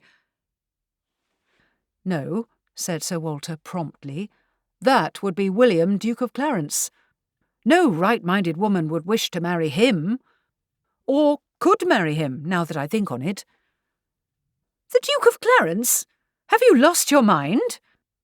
"The Duke of Margate, now," Sir Walter went on. "You might do better there. He is almost as good-looking as I am, but only if you are able to overlook that missing front tooth. And his fondness for gaming." "This is absurd." "It is it not?" Sir Walter gave her his most charming smile. "Here I am, my dear, awaiting your decision." "Sir Walter, shall we sit down again? I cannot think why we are standing about in this stupid way."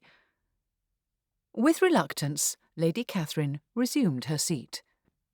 "There, that is better." Sir Walter settled beside her. "Now then, I wonder if you recognise the opportunity that is before you. Doubtless your father chose your first husband, am I right? But now you are able to decide for yourself." "I have always been able to decide for myself." "Your ability to know your own mind is one of the things I like in you. I said as much to your nephews when they called." There was a small silence. "You spoke with my nephews? On the subject of our marriage?" "I did, my dear," he said slowly, "but with the utmost reluctance. That is to say, the conversation was not instigated by me." "They sought you out?" Although he said nothing, Sir Walter managed to look an answer. "They forced you to declare your intentions?" "I would love to tell you all about it, but as a gentleman I am obliged to keep confidence." "Upon my word, I do not need their permission to marry." Sir Walter took her abrupt turn of face in stride. "Just what I told them. The very words. However, I would not judge them too harshly, my dear. They did what they thought was best." "What was best for them?" she cried. "The Colonel in particular guards what he will inherit from me like a jealous harpy. He would not wish to share even a groat with you, I mean, with a second husband." Could it be that she was softening? Hope bloomed anew. Now was the moment to display humility. Yes, the time was right. Sir Walter gathered his courage. "Perhaps the best thing to do is to forget the whole thing. We shall remain as we were, good friends. I only—" Sir Walter paused. To see her generous income slip through his fingers, it was too tragic. "I only thought," he confessed, allowing a break in his voice, "of the fun we could have together. Part of the year spent in London, part here, and perchance a short visit to my beloved Kellynch." Lady Catherine listened in silence. Was this a good sign? Sir Walter soldiered on. "Ours is a world of couples, as you know, and we have been solitary for far too long. You and I together could take the temps by storm." "I have no desire to do so." But she did not sound convinced. "Yes," said Sir Walter quietly. "I see that now. You were made for noble pursuits, whereas I am a silly creature.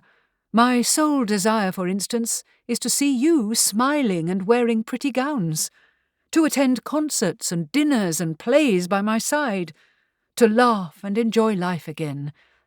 And perhaps, upon occasion," he added, smiling wistfully, "we might demonstrate that we are not too old by waltzing together." "Of course we are not old," she said crossly. "I am ashamed of my nephews making you feel like a fool." "The presumption was mine, my dear. I spoke too soon of my feelings. No wonder you are shocked and repulsed." Lady Catherine was now frowning at the gravel path. Of what was she thinking? Her next statement could decide all. Sir Walter held his breath. "When you leave Hunsford," she said at last, "my nephews will assume that they have won." "Well, yes." "I do not like that. I shan't be told what to do, especially by boys who are half my age." "Oh, not half, my dear," cried Sir Walter with genuine distress. "2/3 only." She gave a brittle laugh. "How absurd you are!" What could he answer? Lady Catherine filled the silence for him. "Fun," she said, turning to study his face. "This is your reason for marriage? To have fun? Not merely to satisfy your lustful animal impulses?" Sir Walter gasped. He could not help it. Horrors! "I have had enough of that to last a lifetime," she added crisply. Sir Walter scrambled to put his thoughts into words. "I shall do my manful best to contain my, fleshly desires, my love, until you decide otherwise." Lady Catherine continued to study him. Sir Walter allowed his lips to form a slight smile. This left view of his profile was, he knew, most attractive. It was then that he noticed a folded paper peeking from her sleeve. Boldly he took hold of its corner and drew it out. "What is this, my love?" He heard her sharp intake of breath, but she did not forbid him. He read the direction. "A letter. To me." She blushed like a schoolgirl. This was more like it. Sir Walter broke the seal and opened it. "Ah," he said, smiling. "Here is my reply. Sir Walter Elliot begs leave to inform my Lady Kate that he will be pleased to join her for dinner tomorrow." "Kate!" she cried. "Never have I been called Kate!" But he could see that she was secretly pleased. For Kate she was. Tempestuous, shrewish Kate. And he? Why, he was that swaggerer Petruchio. Sir Walter's chest expanded. He had never read Shakespeare. Who could? But he had seen the play. That Shakespeare, he was a wise fellow. A strong woman responded to strength. Sir Walter therefore lifted her hand and boldly kissed her fingers.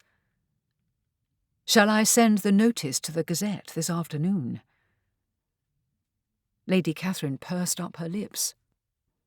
"Oh, very well," she said. "If you must, you must." And so it followed. Thus it was that Lady Catherine de Bourgh's ordinary Sunday dinner became an engagement celebration. The stunned faces of the guests, as they absorbed the news of the announcement, were a wonder to behold.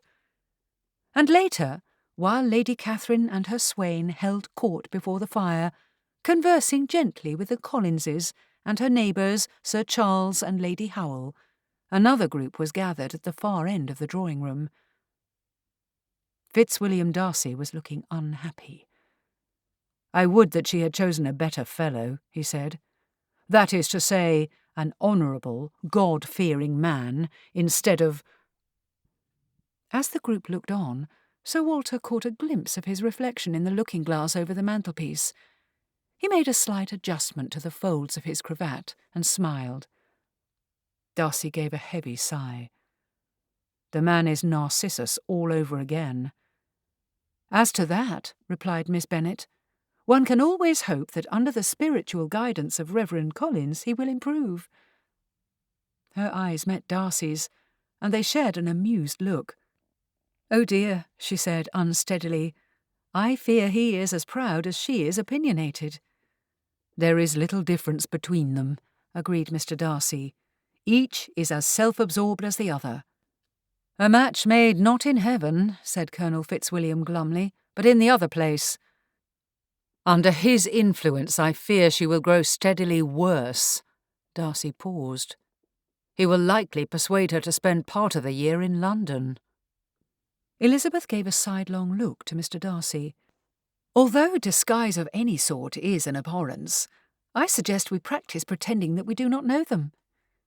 Darcy was surprised into a laugh. Colonel Fitzwilliam cast his gaze to the ceiling. "May the Lord have mercy on us all. With that pair on the town there is nothing for it. I shall have to request a foreign assignment." "Or you could marry," suggested Darcy with a twinkle. "Speak for yourself," Colonel Fitzwilliam countered. "Perhaps I shall." Meanwhile, Elizabeth was studying the engaged couple.